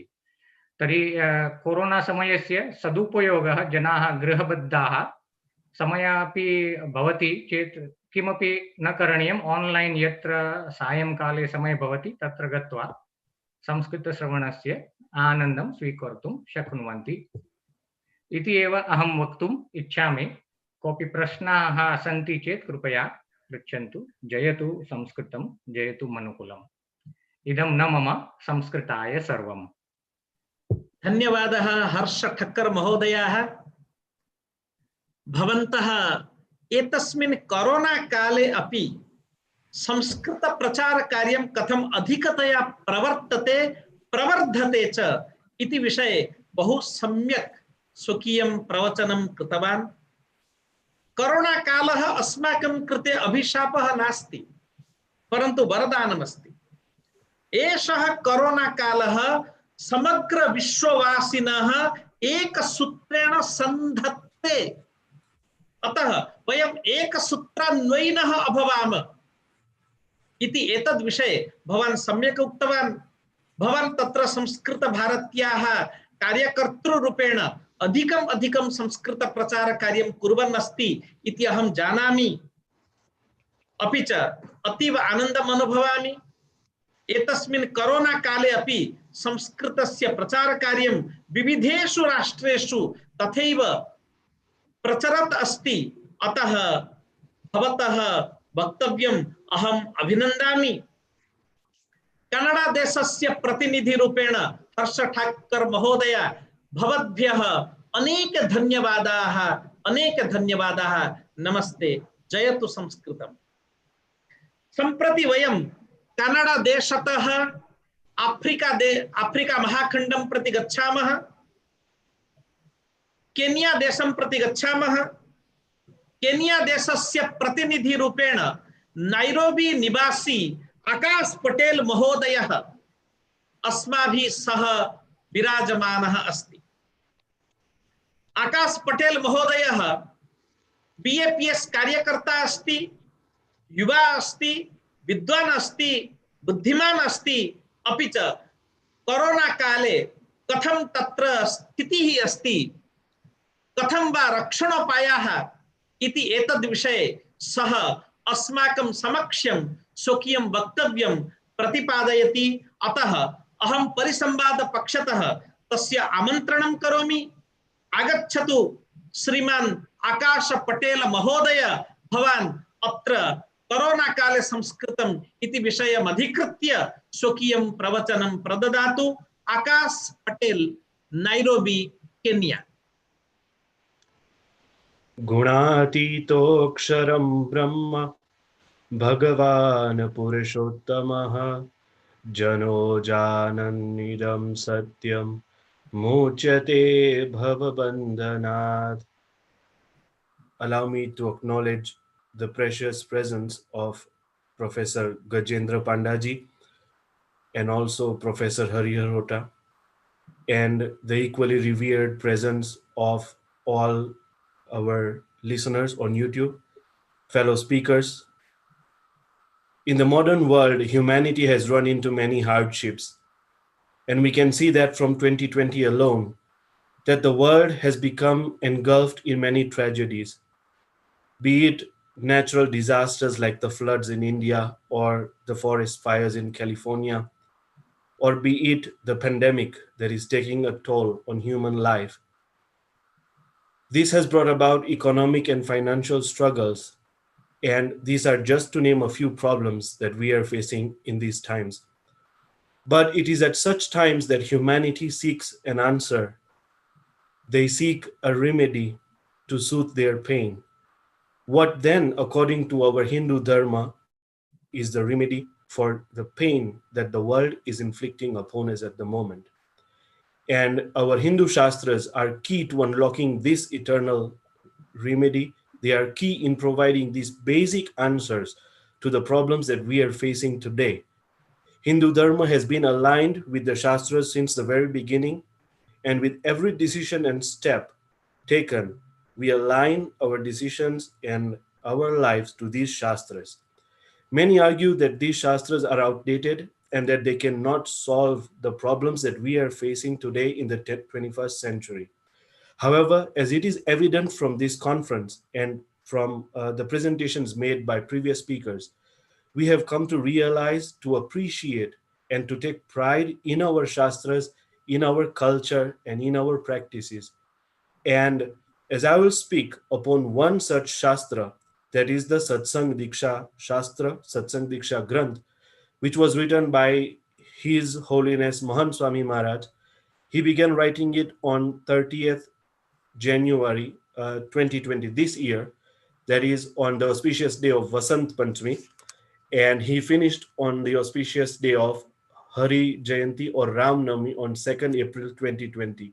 And the Satsang Diksha Shastra forms part of the Akshar Purushottam Samhita, which expounds on the teachings of Bhagwan Swaminarayan's philosophy and the Bhakti traditions in Sanskrit language. So as we will move very quickly through this Shastra, we will realize that it has answers to some of the basic problems that can help us keep away from the deadly virus that many people are trying to evade. And the first teaching in this Shastra goes, Dehoyam sadhanam mukterna bhoga matra sadhanam durlabho nashvaraschayam varam varna labhyate. That means that this human life that we've got is very precious and we don't get it repeatedly. This body is a means of moksha and not merely for indulgence in sensual pleasures. Now, in Hinduism, we believe in the principle of punarjanma. And we also believe that there is a cycle of 8.4 million life forms that we call Lakh Chorasi. So you take 8.4 million lives and then you get human birth, human body, which is most precious.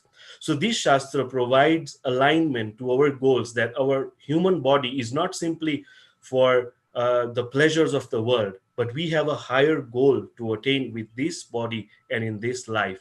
And so it's very practical and very applicable in the times of lockdowns when we couldn't go out, we couldn't have any entertainment, we couldn't meet our relatives, our friends.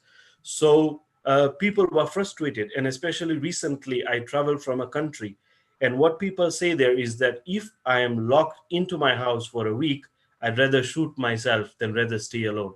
So people are used to going out and having this kind of luxury lifestyles. But our Shastras give us a higher aim in life, and that is of moksha. And the second thing that our Shastras explain to us, and the Satsang Diksha Shastra explains to us, is that this human body is very rare to attain. It is perishable and it is not repeatedly attained. Remember, the most precious thing we have in life is life itself. If we are healthy today, then we can become wealthy tomorrow.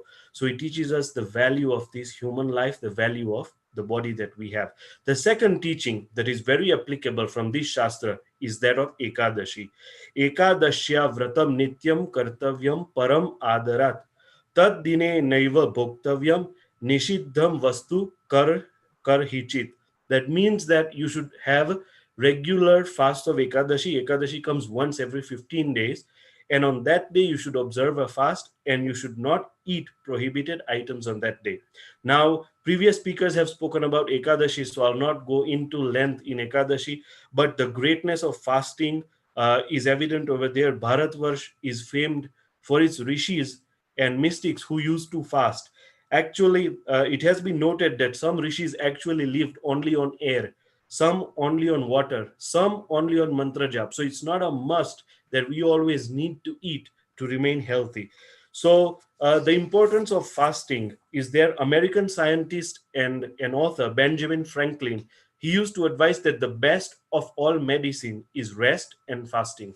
Mark Twain, who was a traveler and a philosopher, also used to say that a little starvation can do really more for the average sick man than can the best medicine and the best doctors. So just a little bit of fasting once every 15 days can really boost our body, and it can clear our body from all the toxins that have accumulated within our bodies.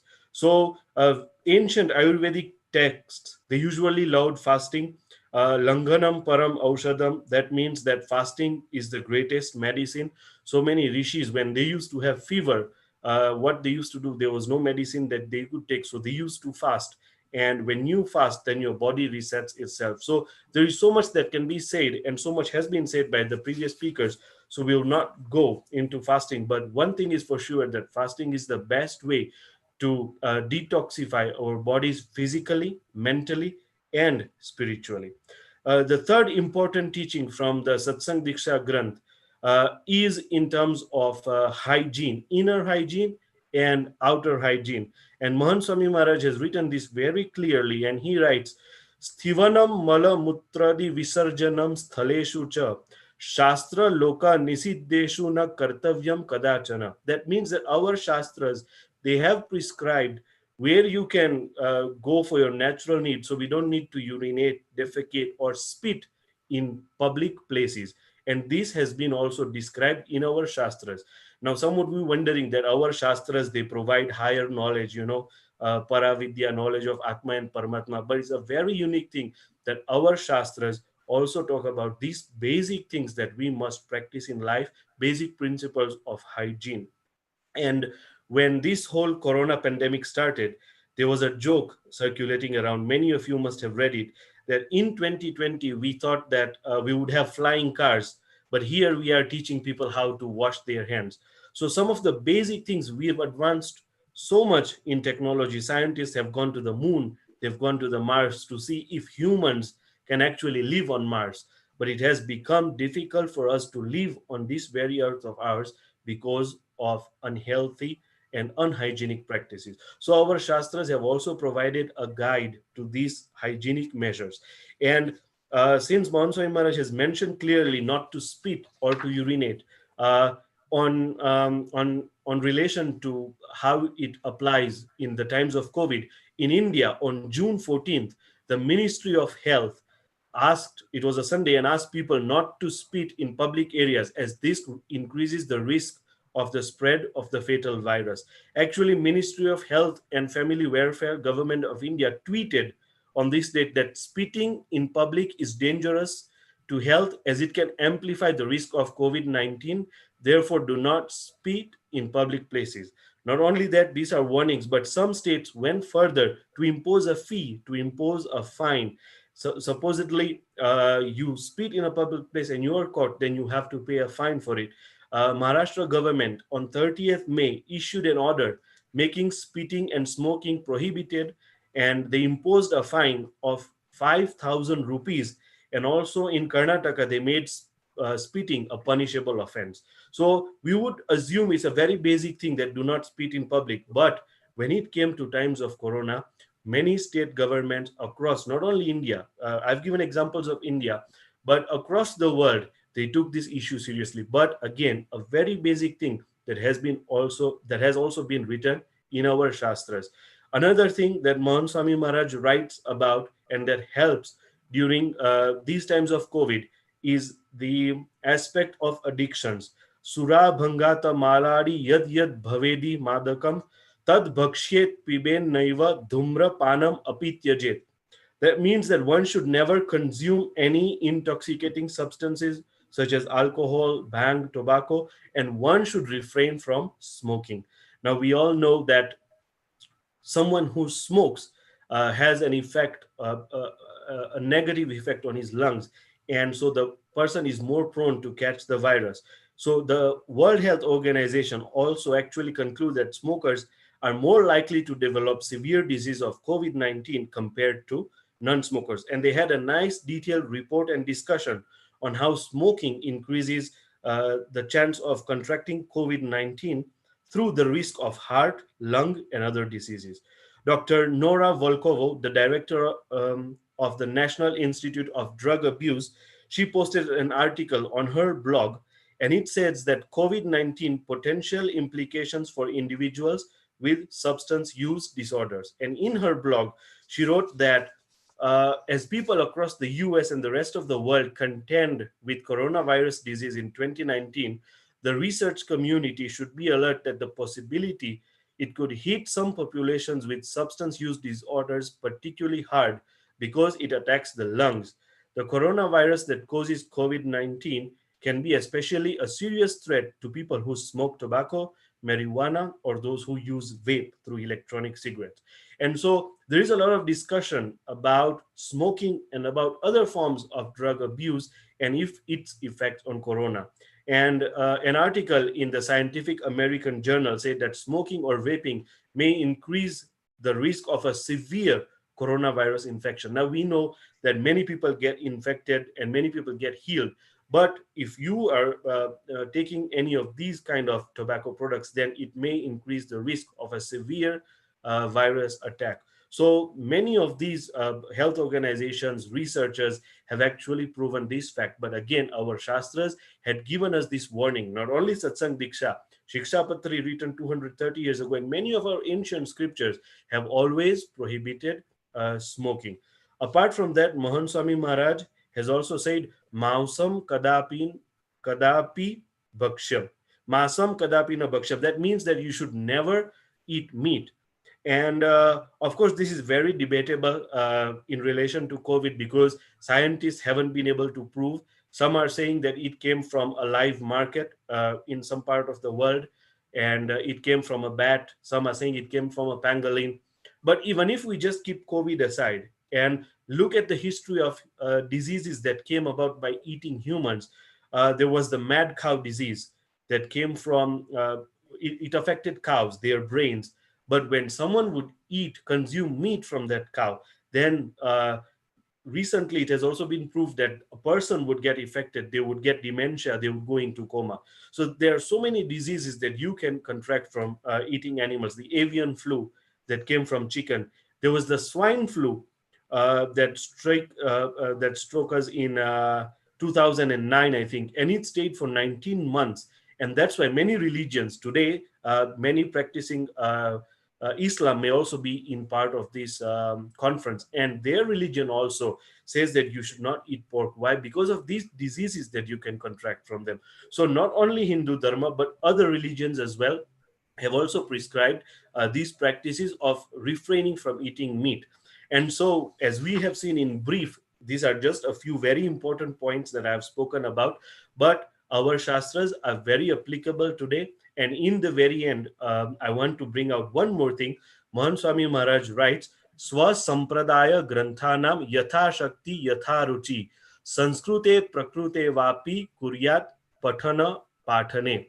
That means that one should study and teach Sanskrit or vernacular texts of one sampradaya, any religion, according to one's ability and one's preferences.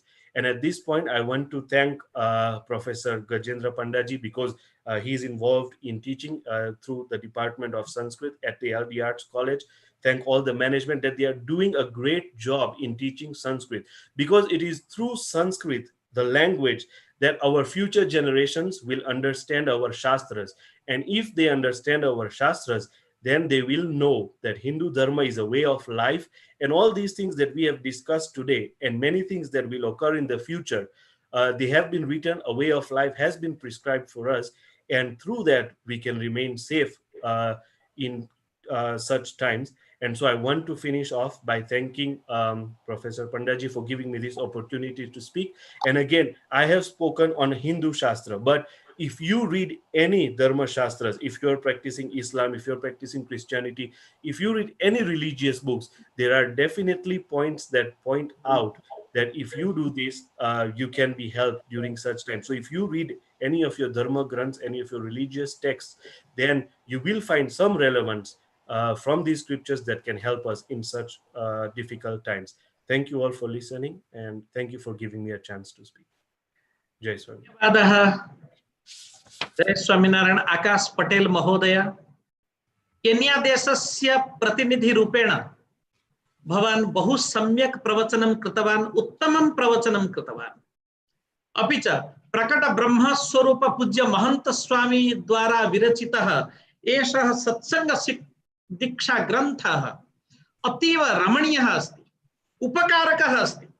अपि च इदं शास्त्रं सत्संग दीक्षा ग्रंथ शास्त्रं तत् अधुना corona काले अतीव उपयोगी अपि अस्ति.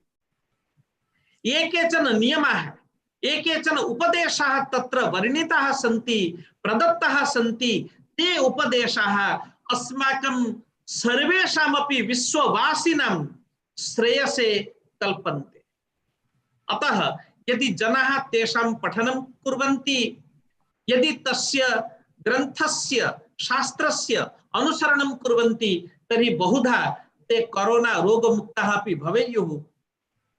अपि च भवन्तः सत्संग दीक्षा ग्रन्थ शास्त्रस्य आधारेण जीवनचर्या कथं स्यात्, दिनचर्या कथं स्यात्, अपि च कोरोना रोगेण प्रपीडितानां कृते कीदृश उपचारः स्यात् इति बहुषु विषयेषु आलोकपातं कृत्वा उत्तम रूपेण स्वकीयं प्रवचनं कृतवान् इति अस्माकं अन्ताराष्ट्रीय आन्तर्जालिक परिसंवाद पक्षतः अहं भवतां कृते बहु बहु साधुवादं प्रददामि, धन्यवादान् वितरामि, भूयो भूयः नमस्कारान् निवेदयामि. जय स्वामीनारायण. उत्तमं प्रवचनं आकाश पटेल महोदय. केन्यातः वयं समीपवर्ती देशं युगाण्डां प्रति गच्छामः। युगाण्डा देशस्य राजधानी नगरम् अस्ति कंपाला। कंपाला नगरे अस्माकं युगाण्डा देशस्य प्रतिनिधिः श्रीमान् यमन कुमारः तत्र विराजमानः अस्ति। यमन कुमारः अस्माकं समक्षं कोरोना काले संस्कृतम् इति विषयम् अभिलक्ष्य स्वकीयम् अनुभवं कथयिष्यति। युगाण्डा देशः अतीव रमणीय अस्ति, प्रकृति दृश्य भरितः अस्ति, तत्र सः निवसति। अहं यमन कुमार पटेल महोदयस्य आमन्त्रणं करोमि, स्वागतं करोमि। युगाण्डा देशस्य प्रतिनिधि यमन कुमार पटेल महोदयः।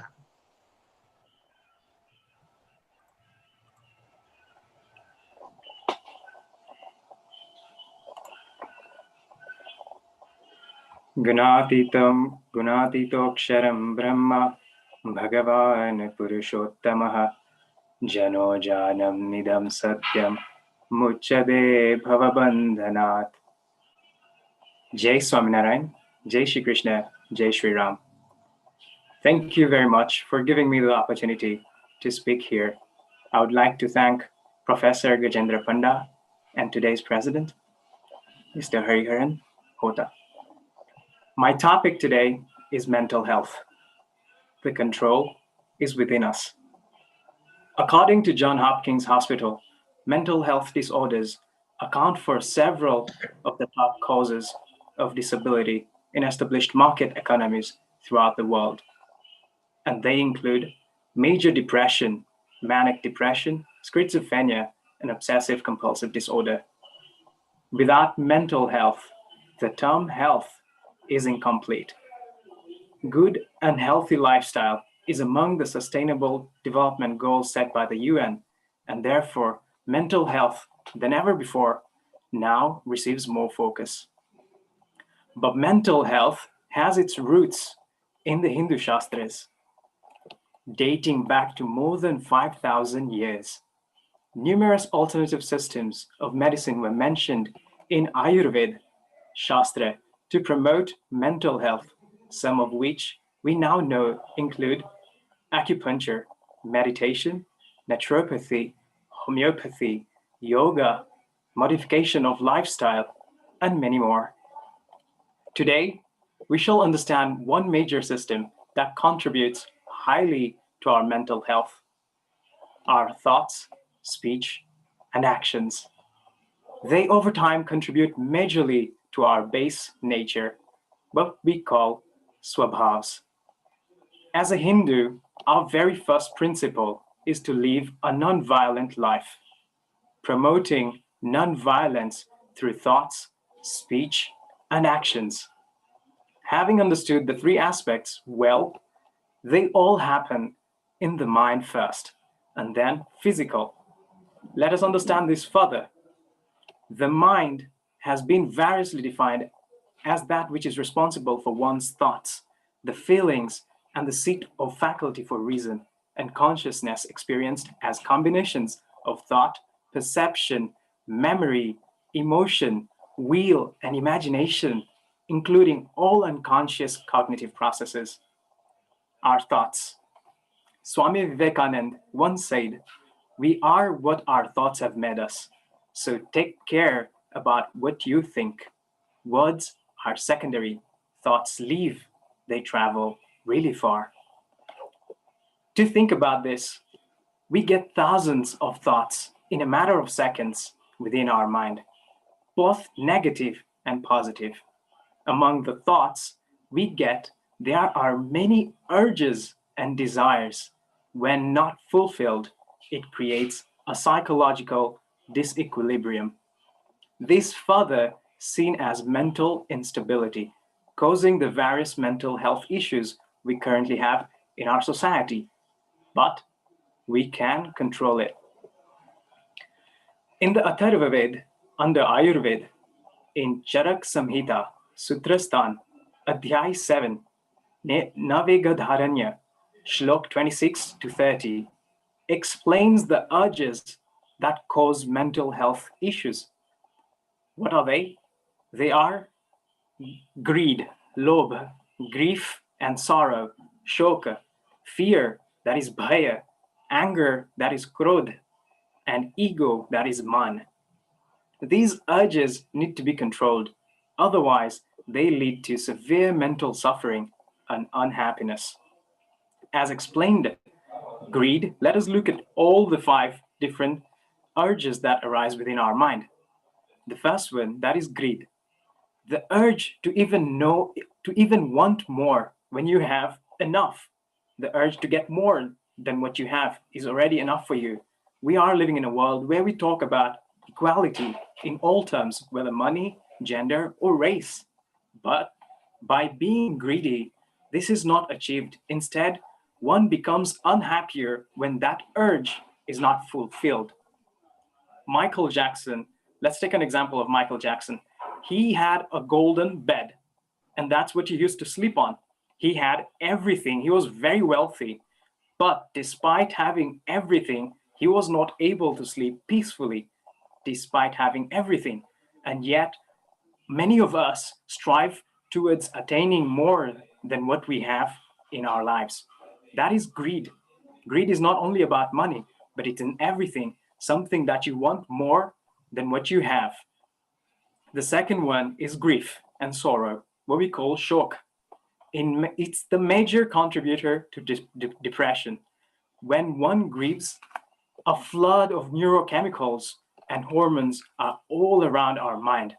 This disruption in the hormones results in symptoms such as disturbed sleep, loss of appetite, fatigue, and anxiety. All this contributes highly to mental health issues. The third one we look at is bhaya, fear. This interrupts our brain processes and impacts our thinking and decision making in negative ways. Right now, it is very ordinary to be in fear because of the pandemic. Many people have lost a lot of things, but this causes the symptoms of nervousness, dizziness, panic, and inability to concentrate on something. The different phobias that we've heard about, claustrophobia, xenophobia, which impacts our mental health in turn. The fourth one is anger. We all know a few seconds of anger can spoil the strongest bonds of relationships. The decision taken in anger leads to greater suffering and huge losses that in turn affect the mental health. Let us look at one example. Gautam Gasle. In Mumbai, this is an incident that happened in Mumbai. He in an afternoon lunch, he came back home, Gautam came back home and was having lunch. And during having that lunch, his wife had made very nice yogurt soup, what we call kadhi. And in that afternoon, he liked the kadhi very much, so that he requested the wife to keep it for dinner. But so happened that she didn't have anything to eat, so she ate the kadhi in the afternoon lunch. And in dinner, when Gautam came back home and he saw his dish, there was no kadhi. He got very angry. He picked up his wife and went onto the sides to the balcony. They were living on a very tall building on the 6th floor. He threw her off the 6th floor. The result, just a few seconds of anger led to the biggest loss in his life. So this is what anger causes. And the fifth one, that is ego, our arrogance. Overproud about one's opinions, achievements, when you are not able to bow down to others. I would like to give a very good example of my spiritual guru, Pramukh Swami Maharaj. Pramukh Swami Maharaj has lived a life full of service, sacrificed his whole entire life. As a guru of BAPS Swaminarayan Sanstha and our inspirer, he was a president, and when his celebrations happened, his birthday celebrations or any big festivals, they used to put big garlands on him on the stage. But that same day, you'd find Pramukh Swami Maharaj cleaning the bathrooms, you'd find him cleaning the utensils that the devotees had ate in. Imagine being at that level, but still having that egoless life in his entire life. He lived an ego-free life. With that, he was always in blissful mood. If you would ask Pramukh Swami Maharaj, why, how, everything, what is he doing that is making him so blissful, so enjoying his life? That would be living an ego-free life. Now, these urges that we've talked about, they lead to a psychological disequilibrium, just as discussed in the Charak Samhita. This word psychological disequilibrium this is a cause of mental issues when our psychological state is not at equilibrium. But if we control these urges, then we can attain and maintain our equilibrium in life and experience peace. So then, what is the solution to all this? The answer also lies within our mind. In our Shastras, it is mentioned, Vitark Badane Pratipaksh Bhavanam, meaning always give a positive instruction to your mind, not a negative one. Always give an opposite instruction to your mind. So whenever your mind thinks negative, always give it a positive instruction.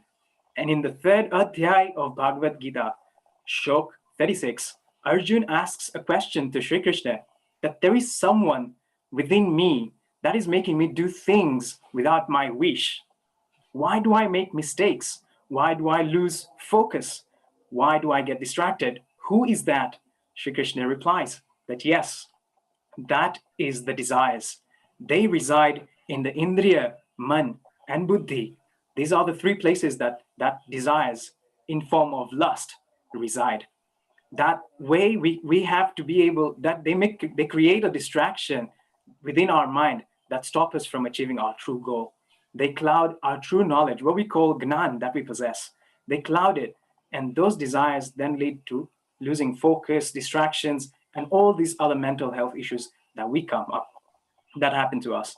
The solution, Sri Krishna Bhagavan says, is to control your mind. You need to begin from your Indriyas, your Gnan Indriyas, from where you get information within your mind. Our Gnan Indriyas, that means our Indriyas, or the forms that we get information from, are our eyes, our nose, our ears, our tongue, and our touch. How are we going to do that? Avoid watching anything that is obscene, that is not of value or peaceful. Avoid listening to faults of others and negative talks or gossip. Param Puja Mahant Sai Maharaj, the sixth spiritual successor of PAPS and my guru, he always emphasizes, even today, in every day in his talks, that look at the good in everyone else. Do not look, even if he has 100 faults, look at the good things around you, in everything, not in only people, but every situation that you come around. Look for opportunities or look for solutions instead of thinking about the problem at hand. Look for solutions. Avoid listening to faults. Then you're going to avoid any smell that diverts your concentration. Avoid any tastes that engross you in them rather than God and your goals. Avoid the touch of women who are not related to you. These are the 5 Gnanindriyas, and now how we are supposed to abide by to avoid problems coming into our mind and causing mental health issues. We recite the shlok on a daily basis that goes, Om Bhadram Karnebhi Shunuyamaha Deva Bhadram Pashe Maksharabhir Yajatraha, meaning, may we hear with our ears what is auspicious. May we hear with our eyes what is auspicious. With stable sense organs, then only can we find fulfillment in our lives.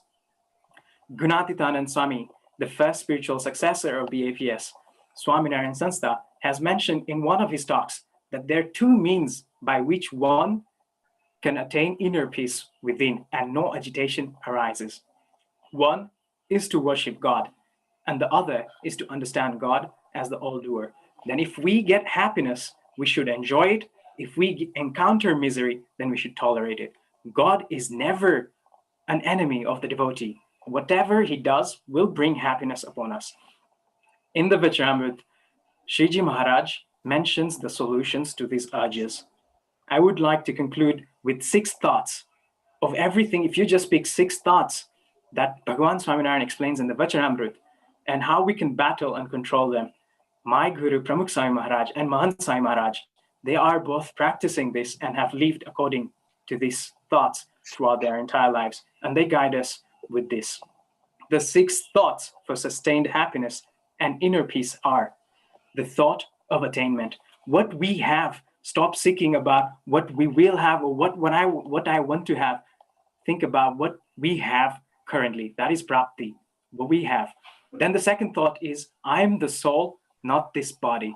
All the physical issues or all the physical problems or diseases or any problems that we get in physical or even mental, when we think about that we are not this body and we are the Atma, we are the soul, that thought only helps us fight.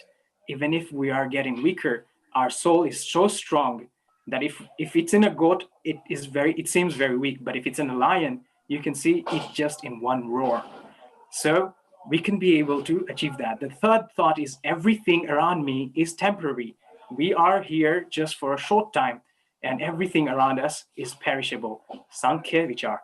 The fourth is the thought of seeing virtues and good in everyone. If we have in any way we go through any negative situations in our lives, or even encountering negative vibes, we are going to fight it with positive thoughts. We are going to see, where do I get to see the positive things? What is positive about this situation? Gun Grahak Drashti. The fifth one, the thought that God is all doer. Even as I speak to you right now, I believe that Bhagwan Swaminarayan is through me speaking everything. So he's the all doer. Nothing can happen without his wish. Sarva Karta Harta. The sixth, perform all actions to please God and create happiness around us. Everything that you do throughout your day, do them in a way that you want to produce happiness, that you are happy about it, and you'll make other people around you happy, and you will please God and your Guru. In conclusion, the mind should be controlled. This thought is where you begin your journey towards promoting better mental health. Let us pray to God that we get the strength and ability to fight our mind. The true war is being fought every day, every minute, every second within us. Let us share the knowledge that we are all gathered here to share with others, and the society becomes a more and more beautiful place to live in, and everyone can live a very happy, fulfilled life. Thank you for hearing me out, and Jai Swaminarayan. Thank you again, Professor. धन्यवादाः Yemen Kumar Patel महोदयाः। भवतः प्रवचनम् अत्युत्तमम् अस्ति। Positive mind, positive thoughts, अपि च एतादृश आस्तिक बुद्ध्या कथं रोग निवारणं भवति, मनः सुदृढं भवति, शरीरमपि सुदृढं भवति, शरीरं रोग प्रतिरोधक शक्ति संयुक्तं भवति इति एतेषु विषयेषु भवान् उत्तम रूपेण, भाव प्रवाह रूपेण, धारा प्रवाही रूपेण भवान् स्वकीयम् अभिमतम् उक्तवान्। अहम् अतीव आनन्दितोऽस्मि। सर्वेपि श्रोतारः अतीव प्रमुदिताः सन्ति विविधेषु विषयेषु, अपि च तत्र स्वामीनारायण संप्रदाय अंतर्गत विविध ज्ञान विज्ञान परंपरायाः कथनं भवता कृतम्। यमन कुमार महोदय, भवान् युगांडा देशस्य अस्माकं प्रतिनिधि अस्ति। अहं भवतः स्वागतं करोमि, अभिवादनं करोमि, भूयो भूयः धन्यवादान् निवेदयामि। अस्माकं परिसंवाद पक्षतः भवादृशः उत्तमः वक्ता सर्वथा अभिनन्द्यमानः अस्ति। धन्यवादाः यमन कुमार पटेल महोदय। सम्प्रति वयं युगांडातः पोर्तुगाल देशं प्रति गच्छामः। पोर्तुगाल देशस्य राजधानी नगरम् अस्ति लिस्बन्। तस्मिन् लिस्बन् इति नगरे अस्माकं पोर्तुगाल देशस्य प्रतिनिधिः श्रीमान सहज प्रवीण भाई दवे महोदयः विराजमानः अस्ति। सः विविधेषु विषयेषु सः तज्ञ अस्ति, यद्यपि सः व्यवसायी अस्ति, तथापि भारतीय दर्शने, भारतीय नीतिशास्त्रे, परंपरायां, विचारे, दर्शने च सः अतीव तज्ञः अस्ति, उत्तमः वक्ता अस्ति। अहं श्री सहज भाई दवे महोदयस्य स्वागतं करोमि। अस्माकं परिसंवादे कोरोना काले संस्कृतम् इति विषयम् अभिलक्ष्य श्री सहज भाई दवे महोदयः स्वकीयं प्रवचनं विदधातु इति अहं प्रार्थये। सहज भाई दवे महोदयः, Portugal, Lisbon. Shri Swaminarayan Bhagavanani Jai. Okay, so my topic for today is parlance of God. So what is parlance? Parlance is the language. Parlance is termed as a common thing. So Sanskrit is one of the things that lead us to God. Now when Mr. Gajendra Panda gave me this offer, this thing that give me a chance to speak on this, I came across a very strange things. I was discussing with my friends, and just that thing once struck on me, that why in this time even the young generation are very against all these things. They don't believe in this Sanskrit, they don't believe in Upanishad. We say parlance is a language of God, because you see, whenever somebody wants to go in the direction of religion, according to our Hindu scriptures, Upanishad, the Ved, everything is written in Sanskrit. Lord Swaminarayan himself, the Shikshapatri is written in Sanskrit. Mahan Swami Maharaj, he is very, he liked this Satsang Diksha. That book is originally written in Sanskrit. So they give so much of importance to Sanskrit. One of the Russian philosopher, Iman Mianev, he was a very good Sanskrit scholar, but I came across one of the very strange things. They were talking about Sanskrit, that is an Indian religion, and Buddhism. Now you see, Buddhism, we don't consider it a part because they have a very different concept. But this man gave a very proper answer. He said that all the Upanishad and Vedas, although these Buddhist people are against it, but one of the main reason is they don't understand it. You need somebody who can make you understand this. So this is not something which we can say that it is not true. It is because we don't understand it. There is a very good example of Aristotle. There were 3 persons who didn't know anything, and they were talking of religion. And every day, a lot of people used to go and listen to their discourse every day. Now, in the kingdom, there were the Christian saints, and they had the church, and they came to know about this news. And they told, what is happening? You should come to church. Why are you going to those 3 people? And they were eager. Why are they going there? And then they went there, and there were a lot of people. Every day it used to happen that the number of person coming from church used to come low and want to go there. And there were those 3 people just speak some very little things, but people really liked it. So out of curiosity, these saints from the church, the pastors of the church, they went there and they sat there. Now, very strange thing happened. They went there and they asked them, okay, so do you know anything about Bible? And those 3 guys said, no, we don't know anything about Bible. Oh, okay. So they were happy. At least there will be no arguments because they don't know anything. Then they asked, do you know something about the identity of Jesus? They said, no, we don't know anything about this. Okay, then they said a lot of things about the religion. Do you know how to live the day-to-day life? You know that? The 3 said, no, we don't know that. And this fellow from the church, they were very anxious. They were like, oh, how come nobody comes to church and everybody comes to you? So what do you know? So, but they tried to understand, but they didn't understand anything. So finally, they scolded all those 3 guys that, look, you are against our religion. You are against the king's wishes. So next thing you do is don't do this thing again. And today I am giving you our religious scriptures, the slokas, how to pray, our prayer. Now onwards, you should hail the mighty Jesus, and you should taught everyone who comes here, and you should send everybody from here to the church. Now these three guys, they were very innocent, and they said, okay, we agree.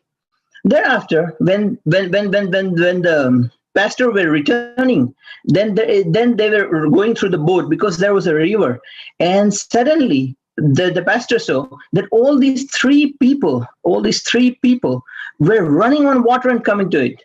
And it was very strange because in Bible they say when you have the divinity, you can run on water. They have this belief. And he saw that all these three guys who were not knowing Bible, but they were running on water. So how come this? And they were shocked. And they when they came back, they were set on the boat and asked him, what was this?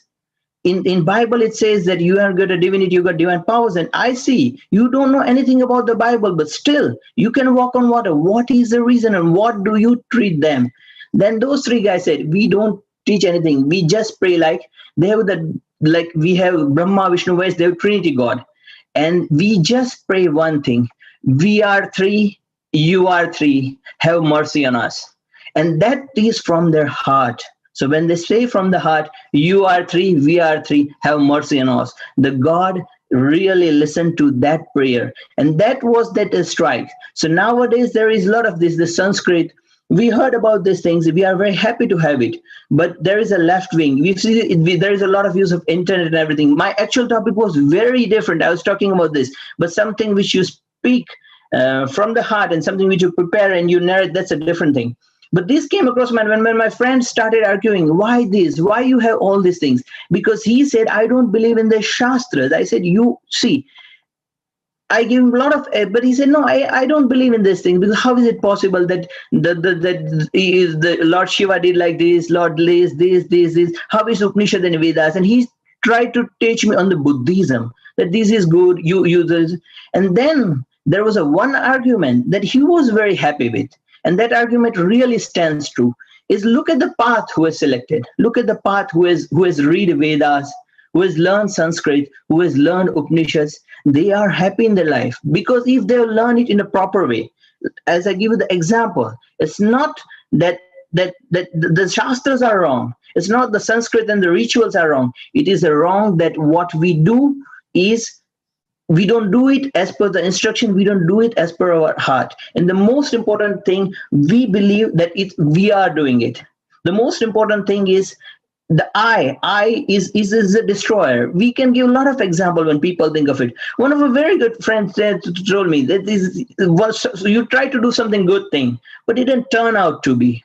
I don't want to name somebody, but he's a very good high position in India right now. He's the #1 man in India. And he did certain things like something like demonetization, something like curfew, but every time it's not going through because somewhere down the line he has this I should be appreciated, I should be, and that went wrong.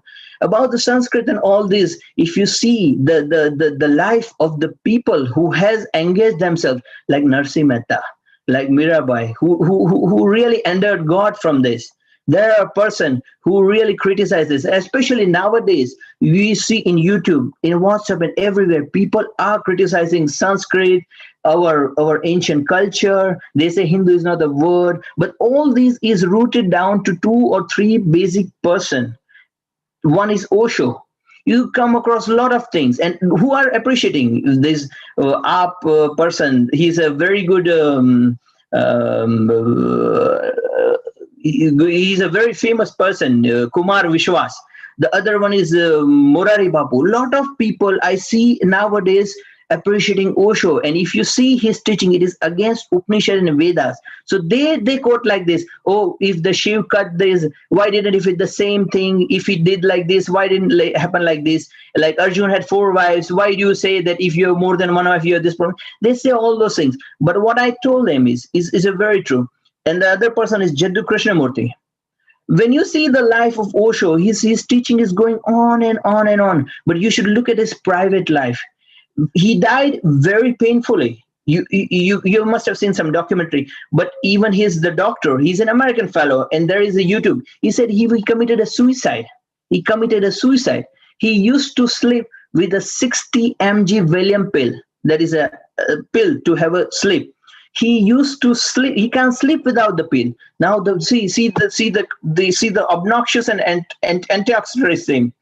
One who is claiming and blaming the Upanishads and Vedas. Look at those lives.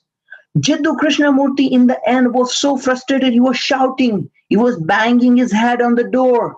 The one who and look at those who believe in God. I give you just one example at Sriji Maharaj. There was a Hari Bhakt, and he was an aged person. Now he had a very, very less food, nothing to eat. And somebody came to him and said, what are you eating? And he said, you are eating something raw. And he said, no, this is not raw. I am eating with all the gems of life. I'm eating it with the taste of the murti of God. Look who has God.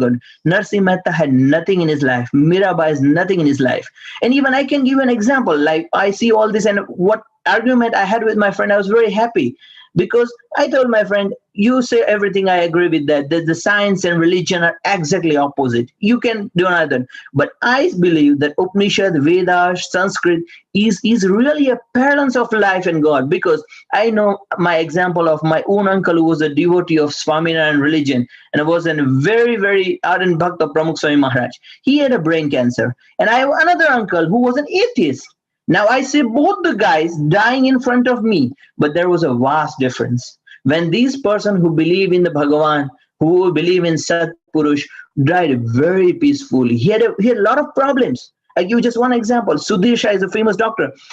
At that time, there was a fluid in the head, and they had to pull the fluid out from the injection. And Lord have mercy, what happened? They forgot to give the anesthesia. And when they took the fluid, he was doing Swaminarayan. When the doctor came, he was shocked. Oh, what are you doing? You didn't put anesthesia? But he was very calm. And the other person who whole of his life didn't believe in God, in Upanishad, in Vedas, he said, Sanskrit, why are you teaching your son Sanskrit? Teach them English, teach them other languages.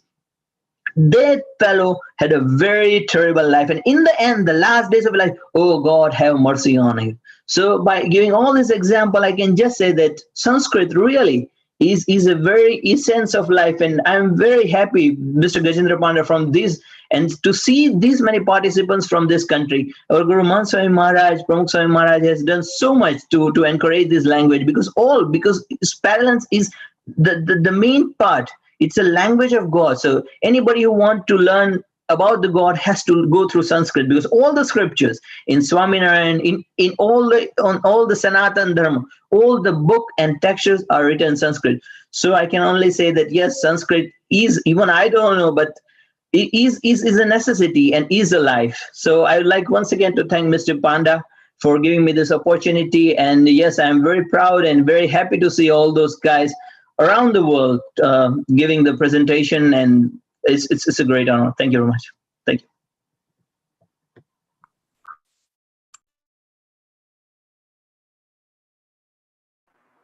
Sir, unmute yourself. Pandaji, unmute yourself.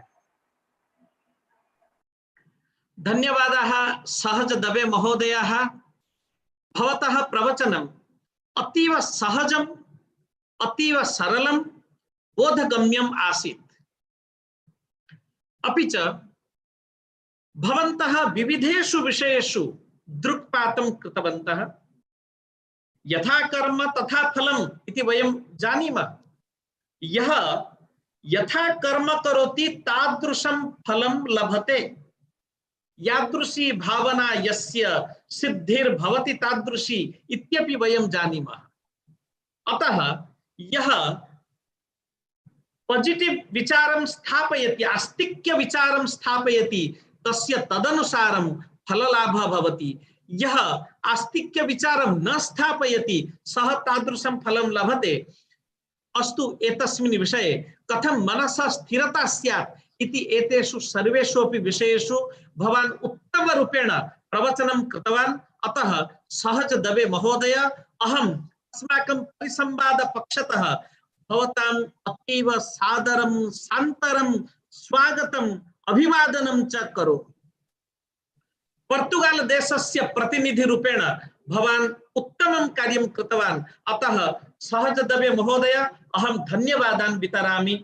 धन्यवादाः, नमस्ते। सम्प्रति वयं सौदी अरब इति देशं प्रति गच्छामः। तत्र राहिमा इति नगरे अस्माकं प्रतिनिधि अपर्णा मेयाणा महोदया निवसति। सौदी अरब इति देशः पूर्णतया मुस्लिम देशः अस्ति, परन्तु तत्रापि या निवसति सा योगशास्त्रे अपि च अन्येषु अपि विषयेषु अतीव रुचिं धारयति। अस्माकं प्रतिनिधिरूपेण संस्कृत विभाग पक्षतः कोरोना काले संस्कृतमिति विषयमधिकृत्य सा सौदी अरेबिया प्रतिनिधिरूपेण अत्र स्वमन्तव्यं प्रकाशयिष्यति।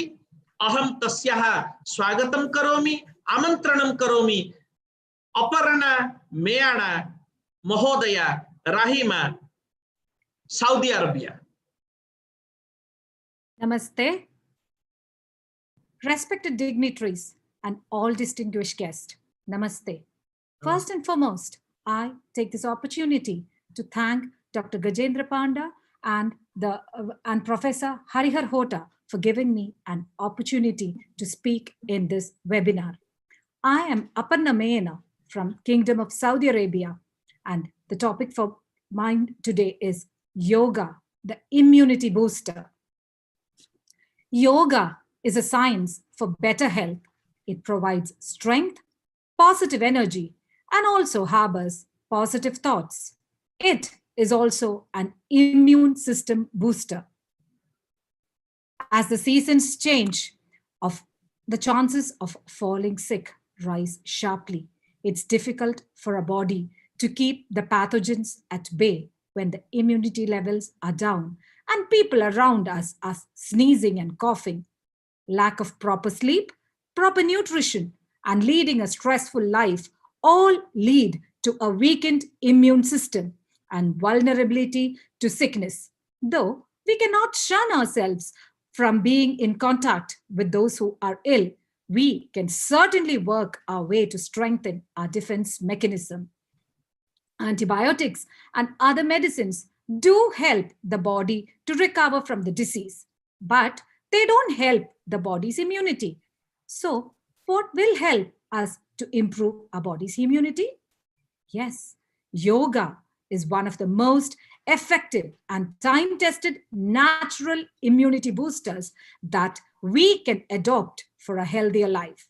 It is an ancient art that strengthens the body and also relaxes the mind.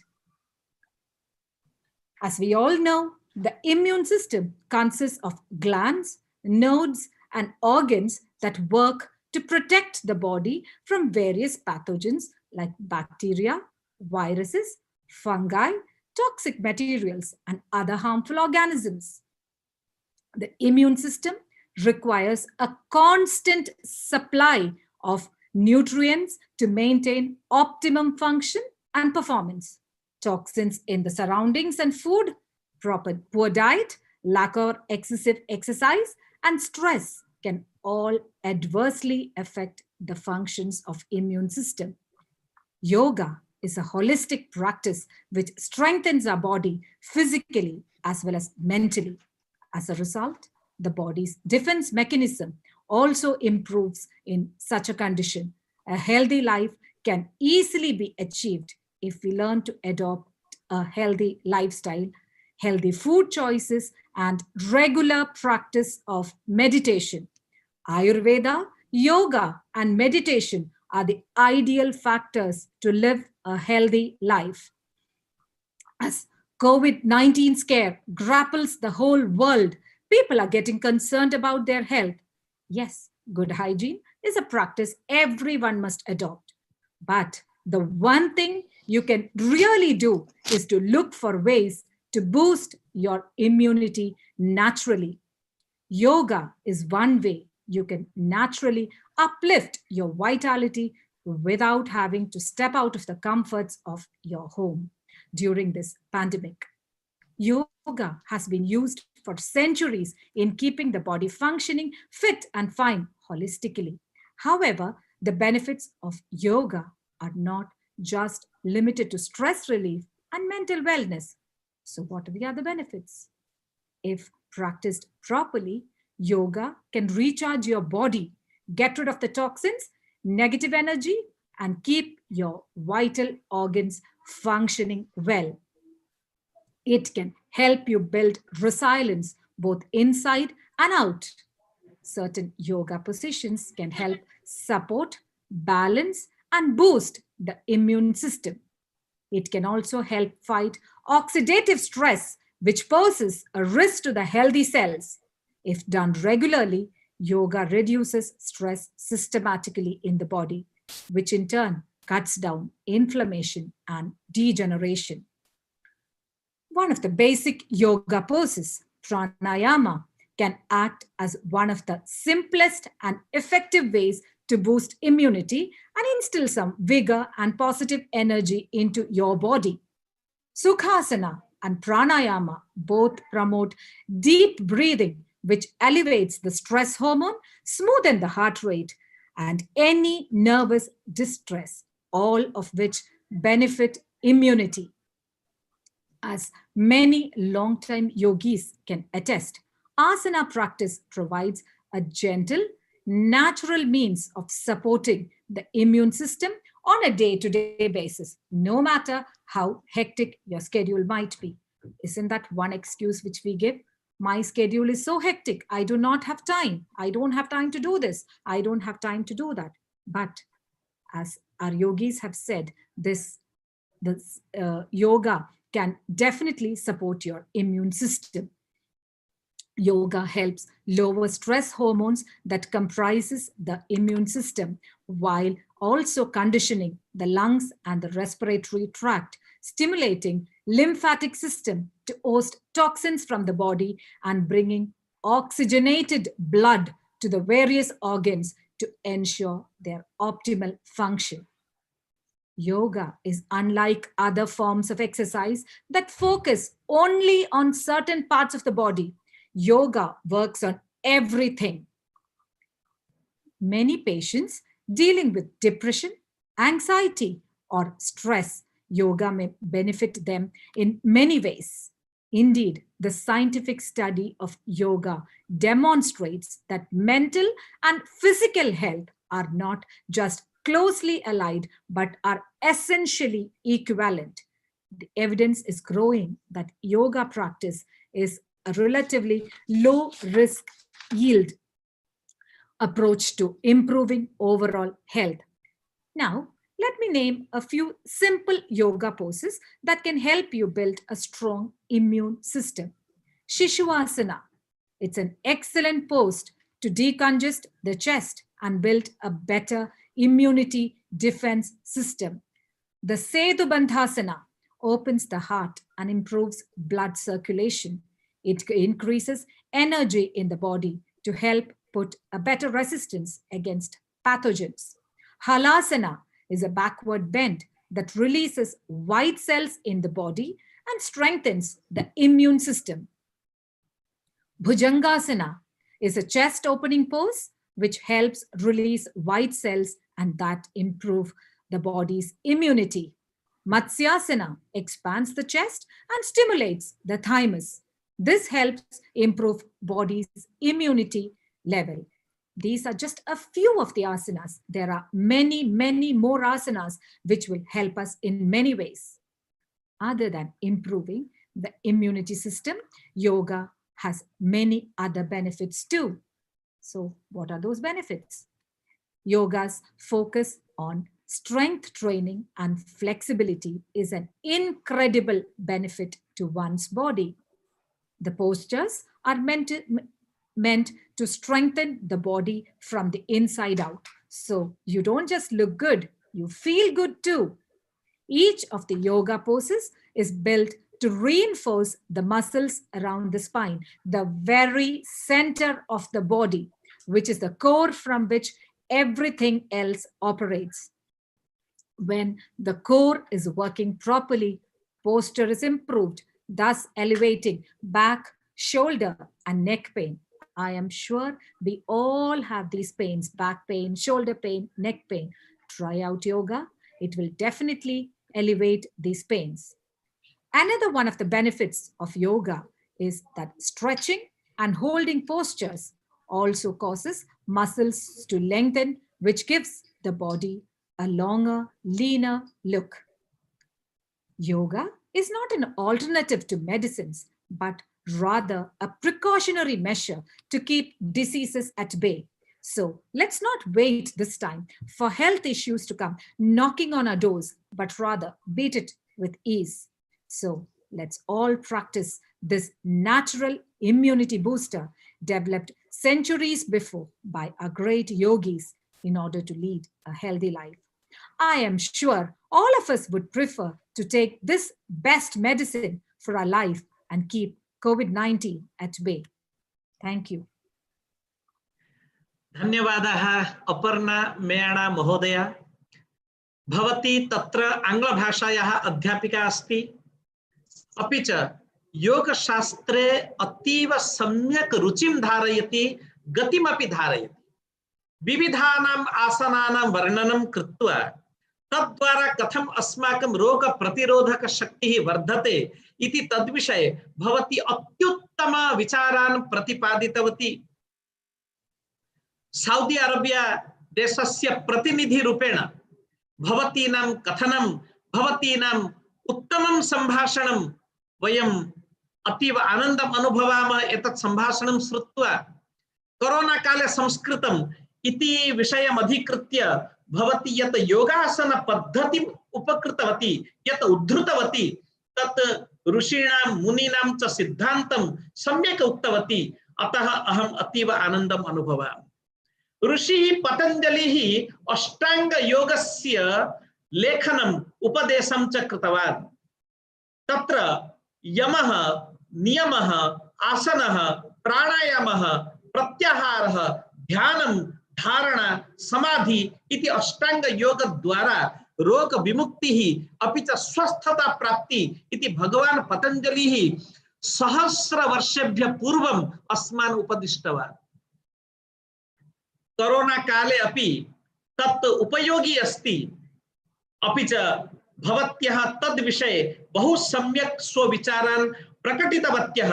अतः अस्माकं परिसंवाद पक्षतः अपर्णा मेयाणा महोदय, भवतीनाम् अहं बहु साधुवादं निवेदयामि, धन्यवादान् निवेदयामि।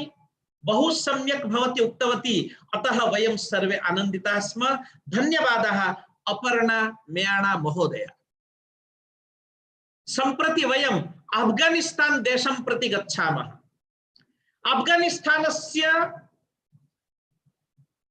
राजधानी नगरं काबुल अस्ति। काबुल नगरे अफगानिस्तानस्य प्रतिनिधि रूपेण अस्माकं फक्रिया इब्राहिम मुमताज महोदया विराजमाना अस्ति। मम बहु आनन्दः भवति। तासाम् अहं स्वागतं करोमि। अस्माकं कोरोना काले संस्कृतम् इति विषयम् आधारीकृत्य योगशास्त्रस्य कथम् अत्र महान् कश्चन प्रवेशः अस्ति, अपि च कर्तव्यम् अस्ति इति एतद् विषये भवती सम्यक् प्रवचनं करिष्यति। अतः फक्रिया इब्राहिम मुमताज महोदयम् अहम् आमन्त्रयामि, अफगानिस्तान देशस्य प्रतिनिधि रूपेण अत्र समागच्छतु, अपि च स्वस्य प्रवचनं करोतु। मुमताज महोदय। Namaskar.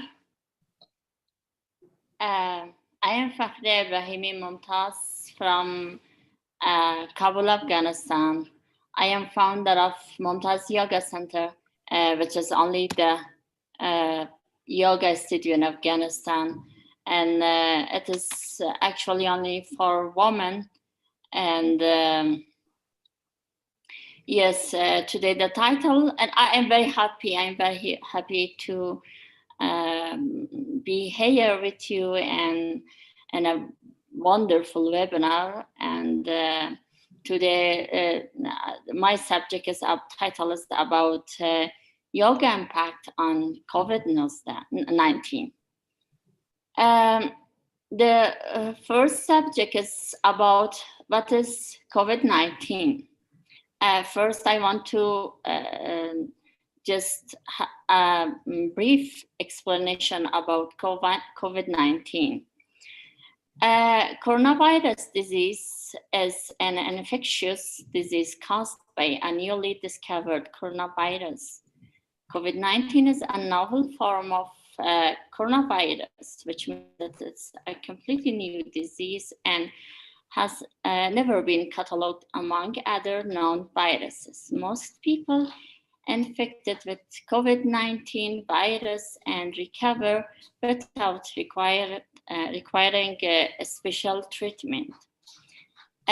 Scientists are quickly working to gather data on disease to investigate its origins and track its spread. Each virus spreads at a different rate, which scientists track by assigning a reproduction number or not. For example, measles has one of the highest rates with an R naught of about 15 to 18. This means one person with measles will infect 15 to 18 other people. Scientists have estimated the reproduction number of COVID-19 with an R naught of 2 and 3. COVID-19 is spread person to person between people in close contact with each other and through respiratory droplets produced with someone sneeze or coughs. Yes, it was the brief definition of what is COVID-19, and I want to talk about the psychological impact of COVID-19 and epidemic. Mankind and inherently social. Being isolated makes people depressed, as during quarantine due to prevent the spread of virus, most people experienced depression. Extensive advertising awareness about the spread of COVID-19 and its treatment makes people stressed. Besides the daily news that there is no treatment for virus makes people anxious. Finally, all these issues put hands in hands, and it affects mental health and decrease the immunity system to defend against disease. As well as COVID-19 attacks the respiratory system, destroys the immunity system too. And yoga and meditation impact on COVID-19.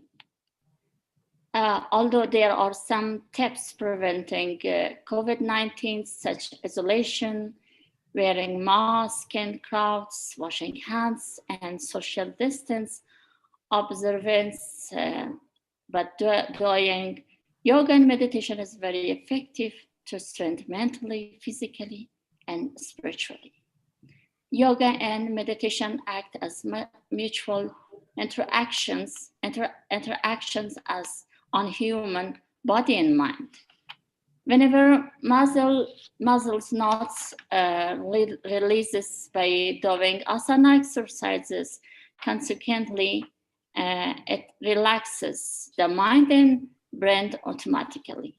Same thing happens when we are doing meditation. Body will be released as mind is in peace. Thus, it affects the immunity system to defend against different types of disease. Speaking of immunity system, we can mention that pranayama can be very helpful for people who suffer from asthma. So that means pranayama is very crucial during epidemic, as this works on your breathing system. As a conclusion, the only thing that's very essential for a viral disease, especially COVID-19 or any cancer that has no cure, yoga can be an appropriate solution. And my journey during quarantine, actually we held online yoga classes during quarantine for women to help them overcome stress, anxiety, and depression, as we offer it for free. So we don't have to worry about the fee, and they don't have to worry about the fee and join our classes rest assured. We realized that yoga helped us and all women who joined the sessions that we didn't even infect, but those who get infected passed it very easily by exercising every day. During quarantine, we mostly exercised pranayama, especially Kapalbhati. And actually, in these days that I have physical classes, I have a very fresh story from these days that one of my students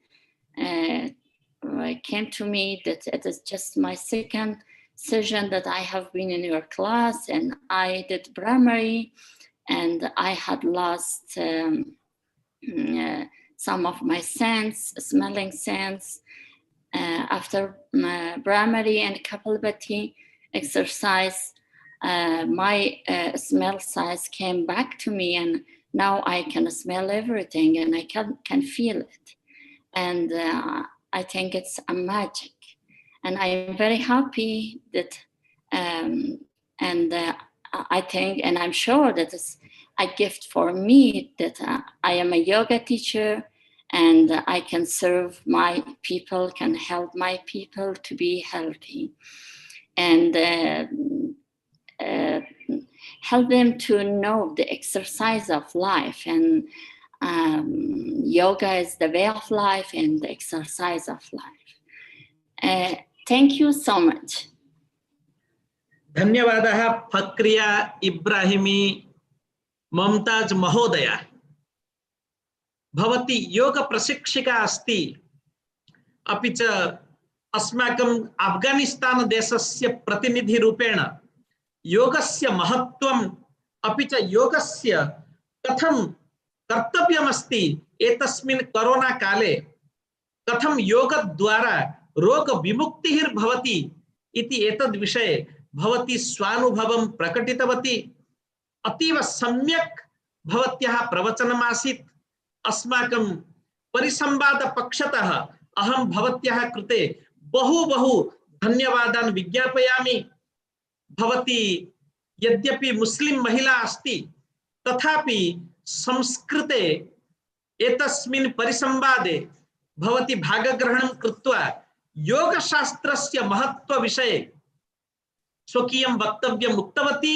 अपि च योगशास्त्रद्वारा अफगानिस्ताने रोग विमुक्तिर्भवतु इति यत् भवती उक्तवती, तत्र स्वयं योगशास्त्रस्य प्रचारार्थम् एकं संस्थामपि चालयति इति एतत् सर्वं ज्ञात्वा वयम् अतीव प्रमुदिताः स्मः। भवत्याः कृते बहु धन्यवादान् विज्ञापयामः।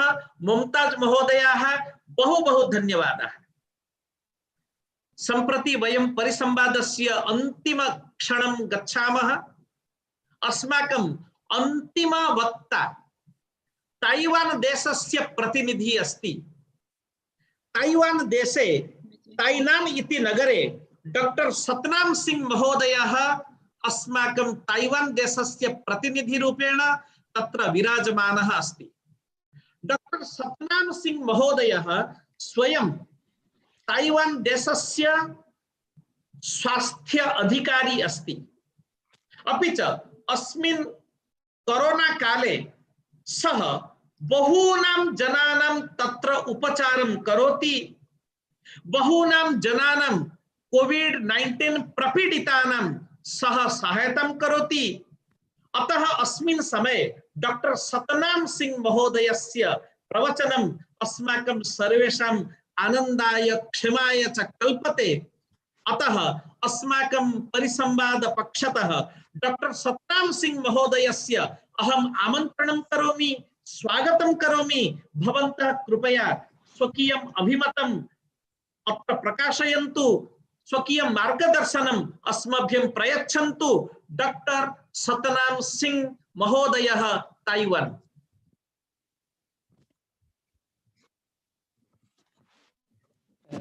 First of all, I would like to thank Dr. Sharad Kumar Jha. First connecting. I don't know how he found me because I'm not very active person online. Although I have a Hindi page, that's a real Hindi. So I write something about Hindi. Actually, my grandpa were migrated from Punjab to UP. So my Hindi is better than my Punjabi, though I'm born in a Sikh family. So I can speak Chinese and I can speak Hindi, Punjabi. Of course, I'm talking in English right now. And also I'm thankful to Dr. Gajendra Kumar Panda who, and the other organizers who have created this activity. When I first heard, I thought it's something very ordinary, but now since I'm listening to your each and every participant and I'm feeling like, wow, if I miss this, I will miss a lot of things about my own country, own language, and that too Sanskrit, which I studied till the standard of 5th. So after 5th standard, I never had the opportunity to learn Sanskrit, but I could follow you somehow. So I heard the news that there is a COVID-19 in somewhere December and January. And that time I had a break from my school. So that was a winter vacation. At that time I was a teacher, I was a student, I own a restaurant business, food business, and I was a father too. I mean, I'm a father too. So these 4 things at a time going on in my life, very busy schedule. So me and one of my junior who studied his doctorate here, we were just roaming around. And I went to Taipei, that is the capital city of Taiwan. And my wife said, "You are going everywhere. Aren't you aware of this, that government is going to locate some places where already some coronavirus infected home. So going to put everybody under quarantine." So I was shocked. I said, "What?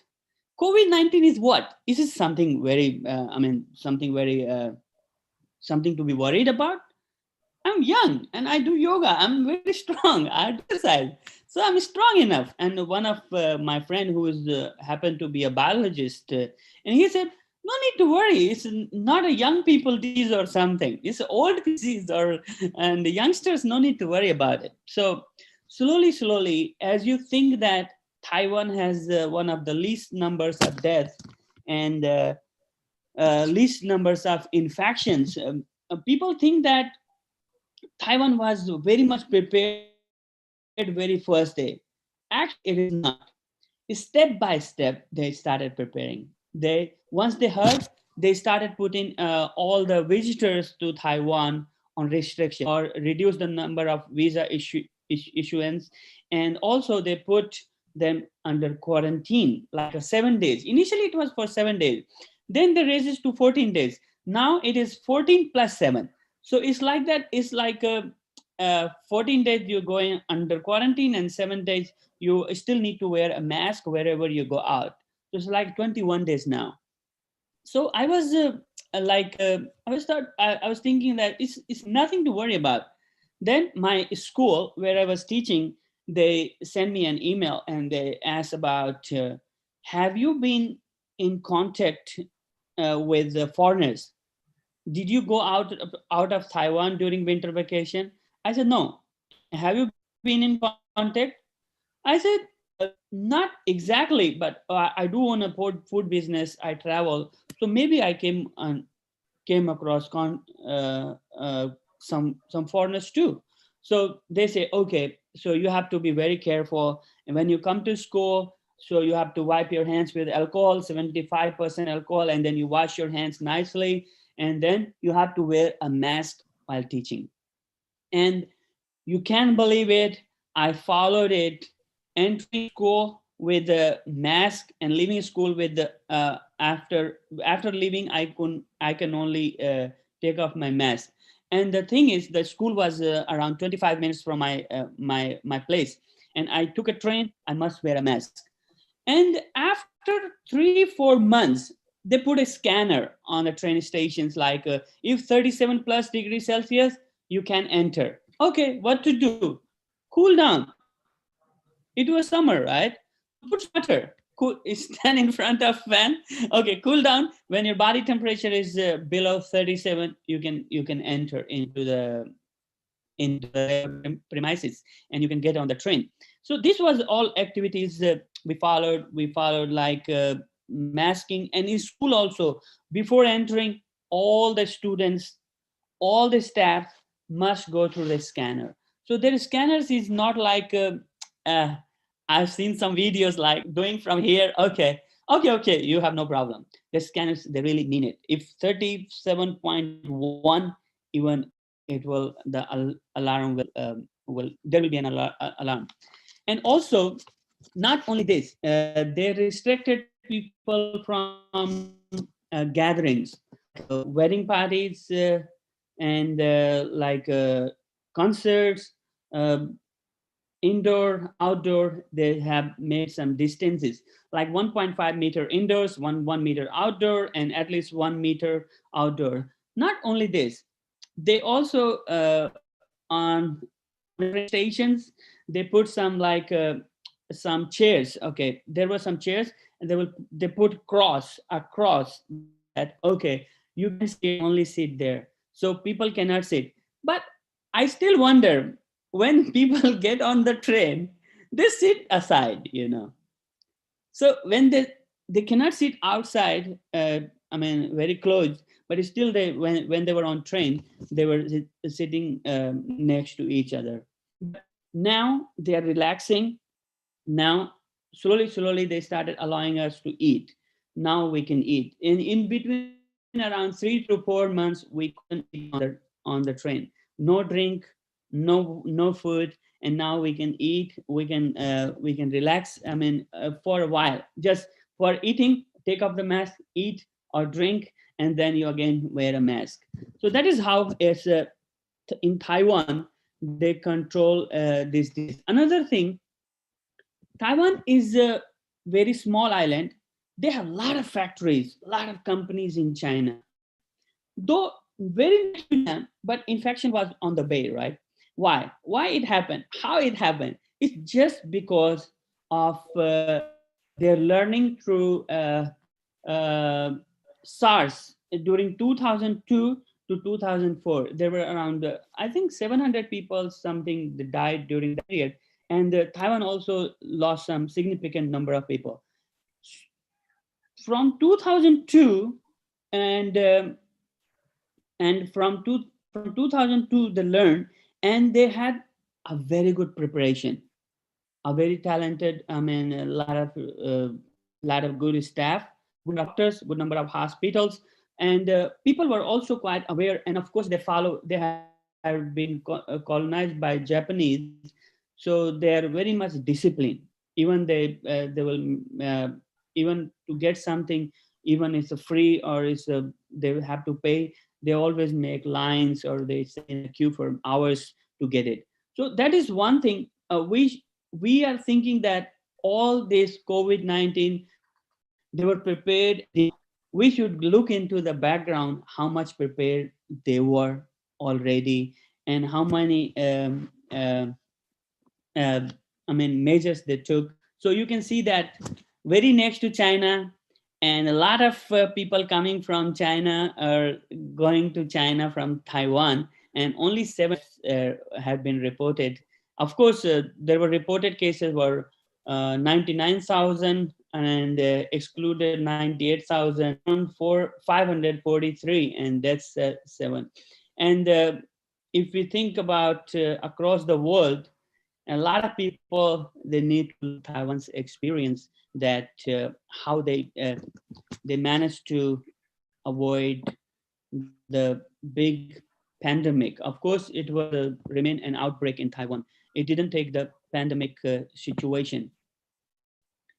And they were very much complaining about WHO because China didn't let them participate as a country, and they were not ready to share all the information. They were being excluded from some WHO meeting. So it still they managed to provide a very healthy environment.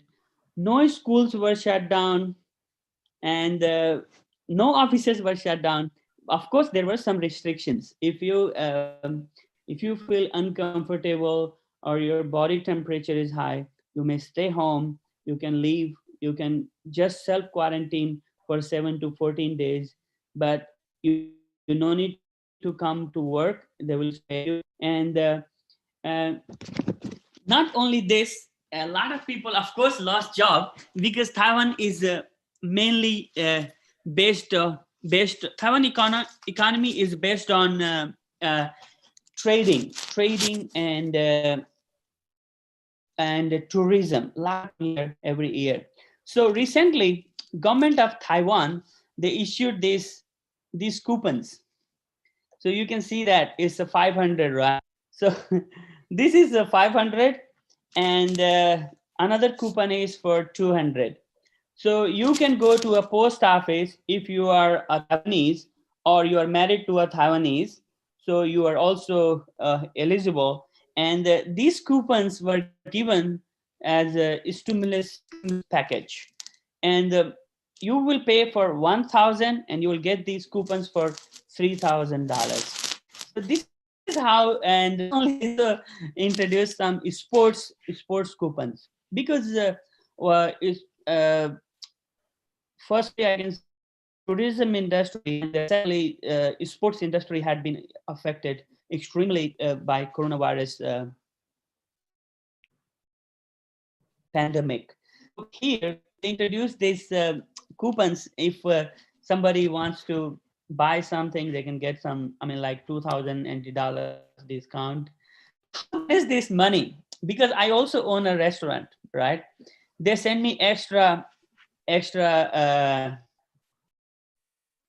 tax, and I paid I got the coupons for 3,000. I paid the tax for $20,000. So it's advanced collection of tax. I don't understand much because it's all in Chinese, but it's okay. We are making good money here in Taiwan, so we are ready to pay. It's not a problem. So we never been asked to shut down our restaurant business or to shut down the schools. Of course, in schools we have all the classrooms have TV, and the TV always show the message. Students, listen. Everybody wear a mask every day. You cannot take off your mask, but in reality, of course, you know how to manage students. And it's just because of the God blessings, and also because of students and parents, they took care of their kids, that they didn't go much out in the gatherings, and there wasn't much infections in the air. One day, one lady came from a big blogger came to my restaurant, and he said, there is a rain, and this rain has a lot of sports of those of us. So don't go under the rain. When there is a rain, don't go out, because this all cloud has moved from Wuhan, China. I was thinking maybe or maybe not, because nobody's aware how much extreme it can go and how much extreme it was ready to go. It's all about well preparedness, discipline, listening to the government, listening to the teachers, listening to parents, listening to doctors, listening to the guideline of health experts. People have escaped from coronavirus. I think with my own experience, I understood. If you say they were prepared, no, discipline was there, structure was there, doctors were there, so they all helped each other. It was in full cooperation. Taking a bus or driving a car, you should not drive with too many people. Or if you take a public transportation, you must mask and keep washing your hands everywhere you will. In office, any office you enter, they will spray alcohol and they will check your temperature. So spraying alcohol and checking whether you're wearing a mask or not, and spraying alcohol is a norm since this outbreak in Wuhan 2019. So I hope we can still, because vaccine is not yet in the market, and we can also learn from them. And of course we are learning, but still we can teach our own people and keep inspiring each and everybody in a cooperation, just save our own country through their experience. As Chanakya said, we don't have very hard to commit mistakes and learn through our own experiences. We should ready to learn from others' mistakes, so that we can live happily, we can live healthy. Thank you, everybody. Thank you. धन्यवादः doctor Satnam Singh महोदयः। भवान् अद्य चतुर्थदिवसस्य अन्तिम वक्ता आसीत्। Taiwan देशस्य प्रतिनिधिरूपेण अपि च स्वयं चिकित्सकः अस्ति, अतः तद्रीत्या अपि भवान् बहु सम्यक् स्वकीयं प्रवचनं कृतवान्, स्वकीयम् अभिमतं भवान् प्राकाशयत्। यः समाजः नियमानां पालनं करोति, चिकित्सकानां उपदेशं गृह्णाति, अपि च आयुर्वेदानुसारं हितं मितं च भुङ्क्ते, सः समाजः कदापि रोगयुक्तः न भवति। भवान् स्वयं चिकित्सकः अस्ति, अतः भवतः वचनं सर्वे जनाः पालयेयुः, अपि च रोगमुक्तः भवेयुः इति भवतः वचनम् अतीव सुदृढम् आसीत्, सम्यक् आसीत्। अहम् अस्माकं परिसंवाद पक्षतः भवतः भूयो भूयः अभिनन्दनं करोमि, अभिवादनं करोमि, धन्यवादं निवेदयामि। धन्यवादः डॉक्टर सतनाम सिंह महोदय। अद्य अस्माकं चतुर्थः दिवसः पूर्णतां याति। उत्तमाः सर्वेपि विद्वांसः अद्य स्वकीयम् अभिमतम् अत्र प्राचीकटन् वयं सर्वे अतीव प्रमुदिताः स्मः। अन्ते अहम् एल्डी आर्ट्स् महाविद्यालयस्य आचार्यवर्यम् अहम् आमन्त्रयामि यत् सा अत्र धन्यवाद समर्पणं करोतु। Doctor Jenny Rathore, principal LD arts college Ahmedabad, vote of thanks. नमस्कार, आदाब, सत श्री अकाल। On behalf of LD Arts College, I would like to thank the president of today's session, Professor Harihar Hota, who is also the Vice Chancellor of Shri Jagannath Sanskrit University. I would like to thank all the participants.